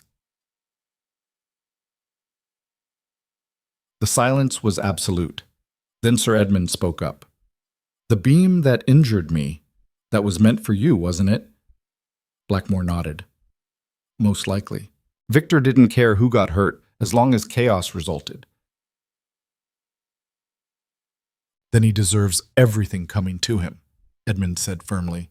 And for what it's worth, Your Grace, you've proven yourself 10 times over this week. Any man who could hold this gathering together under these circumstances has my complete confidence. And my investment. One by one, other guests nodded agreement. One by one. Other. Even Lord Ashford looked grudgingly impressed. Thank you, Blackmore said quietly. All of you. Your continued support means more than you know. He raised his glass. To truth.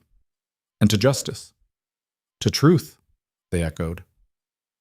As dinner continued, Adeline felt something shift in the room. The suspicion that had poisoned the gathering since Sir Edmund's injury was dissipating. In its place, respect, even admiration. Blackmore had turned a crisis into a demonstration of strength. Later, as guests retired and servants cleared the dining room, Lady Hollis pulled Adeline aside. You did well, she said. Both of you. We couldn't have done it without you. Perhaps, but you were the one who held firm when others would have crumbled. Lady Hollis smiled. I misjudged you initially. I thought you were a pretty girl who'd gotten lucky. I was wrong. You're a fighter. Adeline's eyes stung. Thank you. Don't thank me. Just remember, the world will always try to put you back in whatever box you climbed out of. Don't let them. She swept away, leaving Adeline alone in the hallway. Blackmore found her there a moment later. Walk with me? He asked. They went out to the terrace, into the cool night air. For a while, neither spoke. Then Blackmore said, The gathering is over tomorrow. Guests leave the day after. Adeline's heart clenched. I know.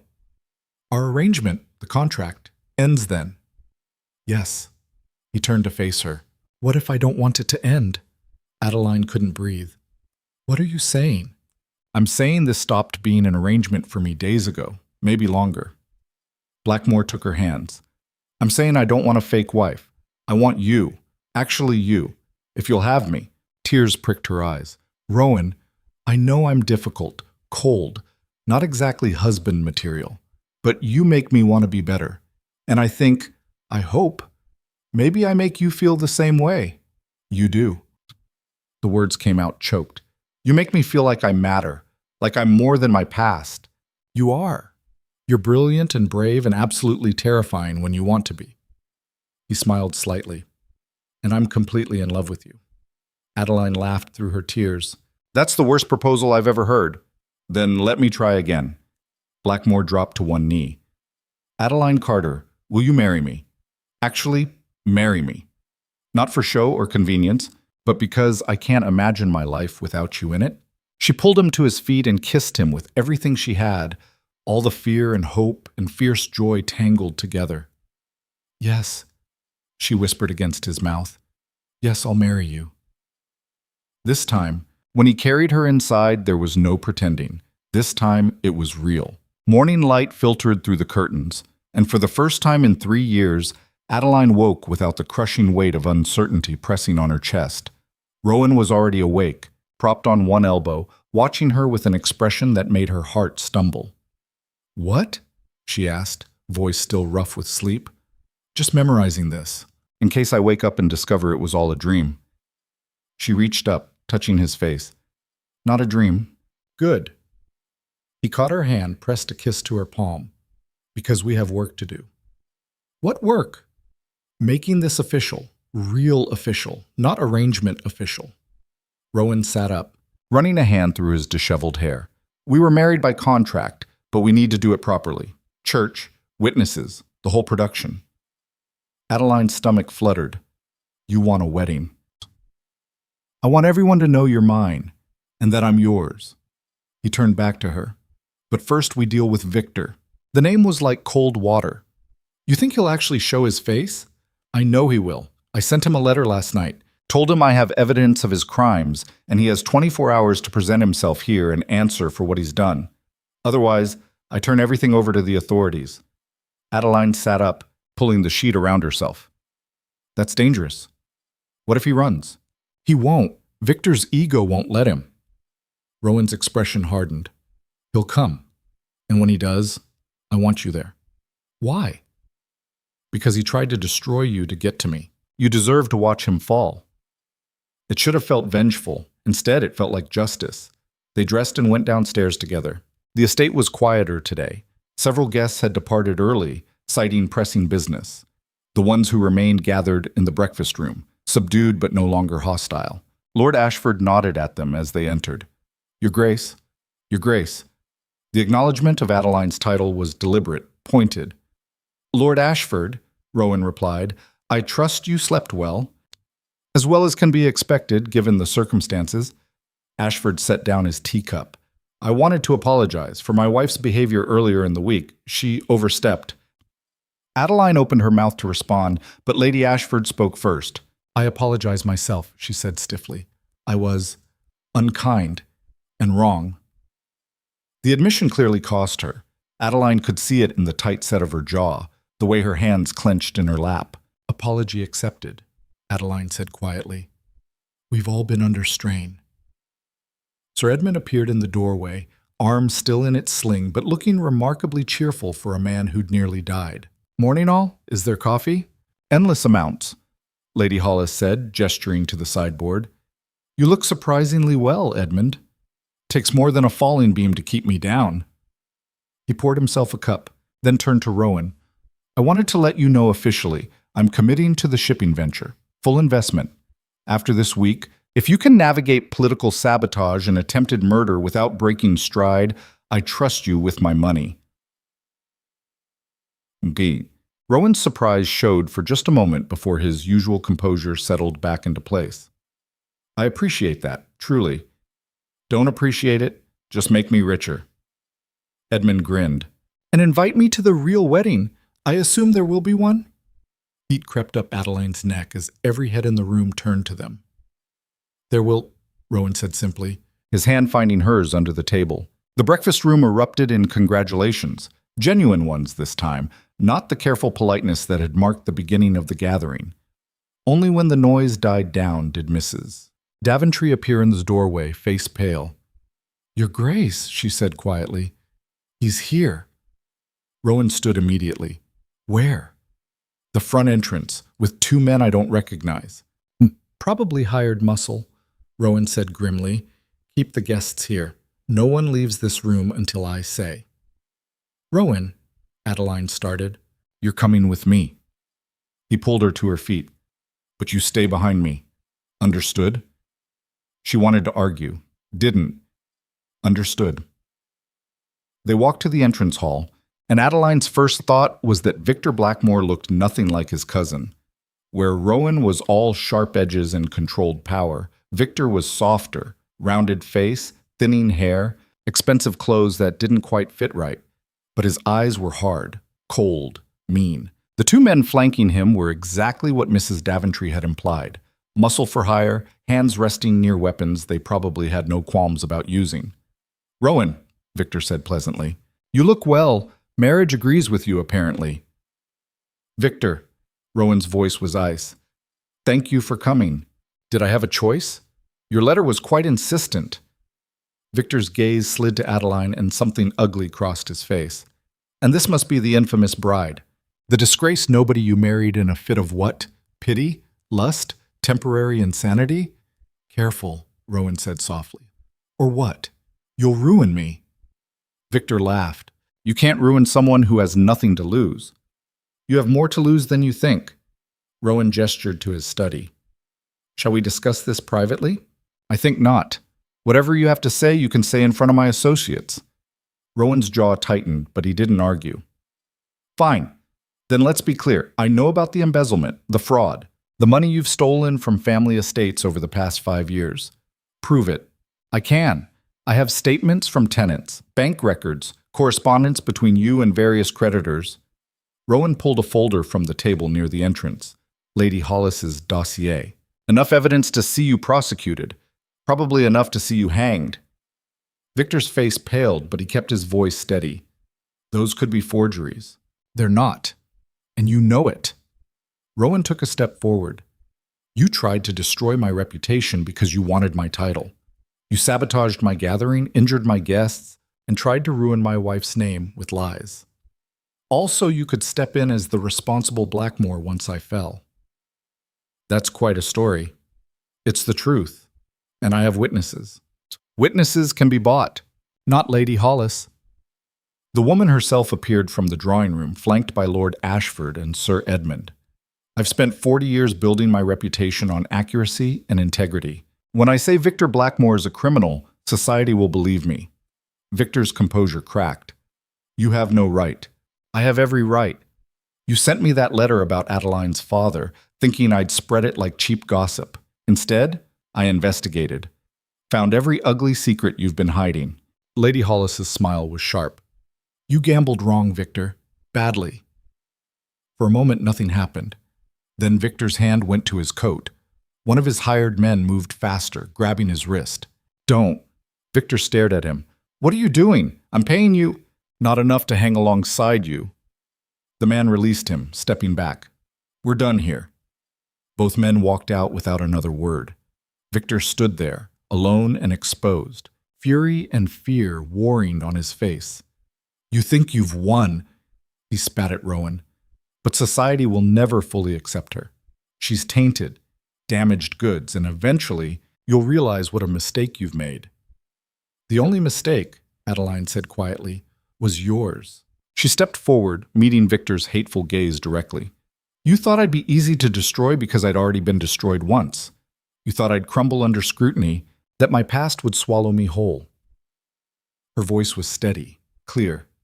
"But you didn't count on me being stronger than you, smarter. And you definitely didn't count on me having something worth fighting for." "You're a nobody," Victor sneered. "I was, but I'm not anymore." Adeline felt Rowan's presence at her back, solid and sure. "I'm the Duchess of Blackmore, and I earned that title by surviving people like you." Victor's face twisted with rage. For a second, Adeline thought he might actually try to attack her. Then Rowan's hand settled on her shoulder, and Victor seemed to deflate. "Get out," Rowan said quietly. "Pack what you can carry and leave the country. If you're still in England by week's end, I turn this evidence over to the magistrate. If you ever contact me or my wife again, I'll hunt you down myself. Clear?" Victor's hands shook. "This isn't over." "It is." Rowan's voice was final. "You just don't want to admit you lost." For a long moment, Victor stood there, breathing hard. Then he turned and walked out, slamming the door behind him. The silence that followed was enormous. Then Sir Edmund started clapping, slowly at first, then louder, until the other witnesses joined in. "That," he said, grinning, "was magnificent." Adeline's knees suddenly felt weak. Rowan caught her, steadying her against him. "Are you all right?" he murmured. "I think so. She laughed shakily. "I just faced down the man who tried to destroy us, and I didn't fall apart." "No, you didn't." Rowan pressed a kiss to her temple. "You were extraordinary." "We should celebrate," Lady Hollis declared. "I'll have the cook prepare something special for dinner. Consider it an engagement party." Lord Ashford cleared his throat. "Before we do that, Your Grace, about the factory bill." Rowan tensed. "What about it?" "I've been thinking about your position and about the amendments I proposed." Ashford looked uncomfortable. "Perhaps we could find a middle ground, something that provides protections without making the bill unpassable." It was as close to an apology as a man like Ashford would ever come. Rowan studied him for a moment, then nodded. "I'm willing to discuss it." "Good." Ashford extended his hand. "I misjudged you, Blackmore, both of you. I won't make that mistake again." They shook. As the group dispersed, heading back to prepare for the evening celebration, Rowan pulled Adeline aside. "There's something I need to show you," he said. He led her upstairs, through corridors she'd walked a dozen times, until they reached a room she'd never entered, his private study. Inside, the walls were lined with books. A massive desk dominated one corner, but what caught her attention was the portrait hanging above the fireplace. It showed a young woman with dark hair and kind eyes, sitting in a garden. "My mother," Rowan said quietly. "She died when I was 12. Adeline looked between the portrait and Rowan, seeing the resemblance in the shape of his eyes, the line of his jaw. She was beautiful. She was everything my father wasn't: kind, patient. She used to tell me that power without compassion was just cruelty with better manners." He stood beside Adeline, looking up at the painting. "When she died, my father became worse, harder. He tried to make me the same way." "But you're not." "I was. For a long time." Rowan turned to her. "Until you." Adeline's throat tightened. "I didn't do anything. You did everything. You reminded me that strength doesn't mean being untouchable, that it's all right to care about something more than strategy and control." He took her hands. "I brought you here because I want you to know this is your home now, really yours. Not because of an arrangement or a contract, but because you belong here. With me." Tears spilled down Adeline's cheeks. "I've never belonged anywhere." "You do now." He kissed her then, soft and sure, and Adeline felt something fundamental shift inside her chest. For 3 years she'd been surviving, barely existing, invisible. Now she was seen, known, loved, and she wasn't going to waste a single moment of it. Check. The celebration that evening was nothing like the tense dinners that had marked the gathering. Guests laughed freely, wine flowed, and someone convinced Lady Hollis to tell scandalous stories from her youth that made even Lord Ashford blush. Adeline wore a dress of midnight blue silk, her hair arranged in soft curls that Constance had spent an hour perfecting. She sat beside Rowan at the head of the table, his hand occasionally finding hers beneath the tablecloth. "Speech!" Sir Edmund called out, already half drunk. "The Duke should make a speech." "Absolutely not," Rowan said. "Oh, come now," Lady Hollis urged. "It's tradition." Rowan sighed but stood, raising his glass. The room quieted. "I'm not good at speeches," he began. "I'm better at negotiation and intimidation. But since we're celebrating, I'll make an exception." Light laughter rippled through the gathering. "When I planned this gathering," Rowan continued, "I thought I was in control. I thought I could manage every variable, predict every outcome. I was wrong." His gaze found Adeline's. "Because I didn't predict her." Adeline's breath caught. My wife, my real wife, not the arrangement I thought I was making, has shown me that the things worth having are the things you can't control, the things you have to earn. His voice softened. She's earned my respect, my admiration, and my love a dozen times over this week, and I intend to spend the rest of my life making sure I earn hers. He raised his glass higher. To Adeline, the strongest person I know. To Adeline, the room echoed. Adeline stood on shaking legs and kissed him in front of everyone. Propriety be damned. The applause was deafening. 3 months later, on a crisp winter morning, they were married again. Not in a grand cathedral with hundreds of witnesses, but in the small church on Rowan's country estate. The guests numbered barely 30, close friends, loyal allies, and the few family members worth inviting. Lady Hollis served as Adeline's witness. Sir Edmund stood beside Rowan. Constance had cried while helping Adeline into her wedding gown, ivory silk with delicate beading, nothing like the gray dresses she'd once worn to blend into walls. As she walked down the aisle, Adeline caught sight of Rowan waiting at the altar. His expression when he saw her, awe and fierce possessiveness and pure joy, made her stumble slightly. Lady Hollis caught her elbow. "Steady," she murmured. "Almost there." Then Adeline was standing beside Rowan, and the vicar was speaking words she barely heard over the pounding of her heart. "Do you, Rowan Blackmore, take this woman?" "I do." He didn't wait for the full question. Adeline laughed through her tears. "You're supposed to let him finish. I've waited long enough." When it was her turn, Adeline said, "I do," firmly, clearly meeting Rowan's eyes and letting him see everything she felt. The kiss that sealed their vows was nothing like the careful performance they'd maintained during the gathering. This was real. Theirs. At the reception, held in the estate's refurbished ballroom, the same room where Rowan had first commanded her to dance, Adeline found herself pulled aside by Lord Ashford. "Your Grace," he said formally, "I wanted to thank you." "For what?" "For the factory bill. Rowan found a compromise that actually works. It'll pass Parliament next month with strong support." Ashford's expression was grudging but genuine.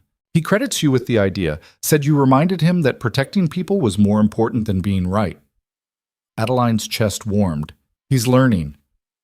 "So am I." Ashford inclined his head. "You're good for him. For all of us, really. Don't let anyone tell you otherwise." He walked away before she could respond. Lady Hollis appeared at her elbow, champagne in hand. "Quite the journey, wasn't it? From refusing a dance to becoming the most talked-about Duchess in England. I'm not sure that's a good thing." It's a powerful thing. Use it wisely." Lady Hollis clinked her glass against Adeline's. "And don't forget those of us who helped you along the way." "Never," Adeline promised. As the evening wore on and guests departed, Rowan found Adeline standing by the window, looking out over the snow-covered gardens. "Cold?" he asked, wrapping his arms around her from behind. "No, just thinking." "About what?" "About how 3 months ago I thought my life was over, that I'd never be anything but a burden and a reminder of scandal." She leaned back against him. "And now?" "Oh, now? Now I'm married to you. I have a home, a purpose, people who respect me." Her voice caught. "I matter." Rowan turned her to face him. "You always mattered. The world just needed to catch up. You make it sound simple." "It is simple. You're extraordinary. Anyone who can't see that is blind." He brushed a strand of hair from her face. "And anyone who tries to make you feel small again will answer to me. My fierce protector.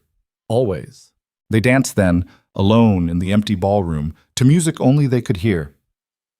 "Do you remember," Adeline said softly, "when you cleared this room? When I refused to dance with you? Every detail. Were you angry?" "No, I was fascinated." Rowan's arms tightened around her. "No one had ever said no to me before. I didn't know what to do with it. And now? Now I'm grateful. Because if you'd said yes that night, we might have had one dance and never spoken again. Your refusal made me notice you. Really notice you." Adeline smiled against his chest. "So I should refuse you more often? Don't you dare!" They stayed like that until the candles burned low and the servants had long since retired. 5 years later, Adeline stood in the nursery, watching her daughter sleep. Eleanor was 3 months old, dark-haired and stubborn, already showing signs of her father's personality. Rowan appeared in the doorway carrying their son, 2-year-old James, who'd inherited Adeline's eyes and his father's determination. He wouldn't sleep, Rowan said. Demanded a story. Another one? The one about the dragon and the brave knight. His favorite. Adeline smiled. That's your fault. You tell it too dramatically. He appreciates good storytelling. They put James in his cot, watching him immediately curl around his stuffed horse and drift off. Do you ever miss it? Rowan asked as they walked back to their chambers. The quiet? The simplicity of just the two of us? Adeline thought about it honestly. Sometimes, but then Eleanor smiles or James says something absurd, and I remember, this is better. Even with the chaos? Especially with the chaos. She took his hand. We earned this. Every messy, exhausting, perfect moment of it. Their rooms had changed over the years. Where once everything had been formal and cold, now there were signs of life everywhere. Children's toys, Adeline's books, evidence of a family that actually lived here instead of just existing. I have something for you, Rowan said, pulling a small box from his desk. Inside was a ring, simple, elegant, a sapphire surrounded by small diamonds. It was my mother's, he said. I wanted you to have it. Adeline's eyes filled. Rowan, I know I gave you a ring when we married, but that was practical. This is different. He slid it onto her finger beside her wedding band. This is family, legacy, everything I want to build with you. She kissed him, tasting salt from her own tears. I love you, she whispered. Even when you're impossible, even when you work too hard and forget to eat lunch, even when you scare visiting diplomats with your scowling. I don't scowl. You absolutely do. He pulled her closer, and she felt him smile against her hair. I love you too. Even when you reorganize my study without asking. Even when you invite half of London to dinner without warning. Even when you make me feel things I didn't think I was capable of. They stood there into the quiet of their home, the children asleep down the hall, the estate peaceful around them. Adeline thought about the girl she'd been, desperate, invisible, convinced she'd never matter to anyone. That girl was gone. In her place was a woman who'd fought for every inch of her life, who'd refused to be broken, who'd taken a terrible situation and turned it into something real and lasting. What are you thinking? Rowan asked. That I made the right choice. That night in the ballroom, even though it terrified me, even though I had no idea what would happen. She looked up at him. I chose you, and I'd choose you again, every time. Good, Rowan said softly, because I'm never letting you go.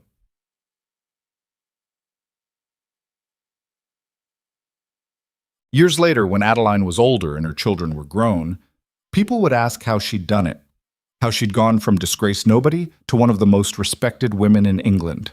She'd smile and say it was luck, timing, the right person at the right moment, but the truth was simpler and harder than that. She'd survived because she refused to disappear.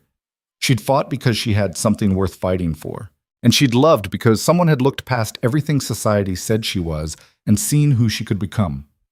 The Blackmore estate still stood, stronger now, warmer, filled with the noise and life of a family that had built itself from nothing. And sometimes, late at night, Adeline would walk through the ballroom where it all began. She'd remember the girl in the gray dress, pressed against a column, trying so hard to be invisible. And she'd whisper to that girl across the years, You're going to be all right, more than all right. You're going to be extraordinary.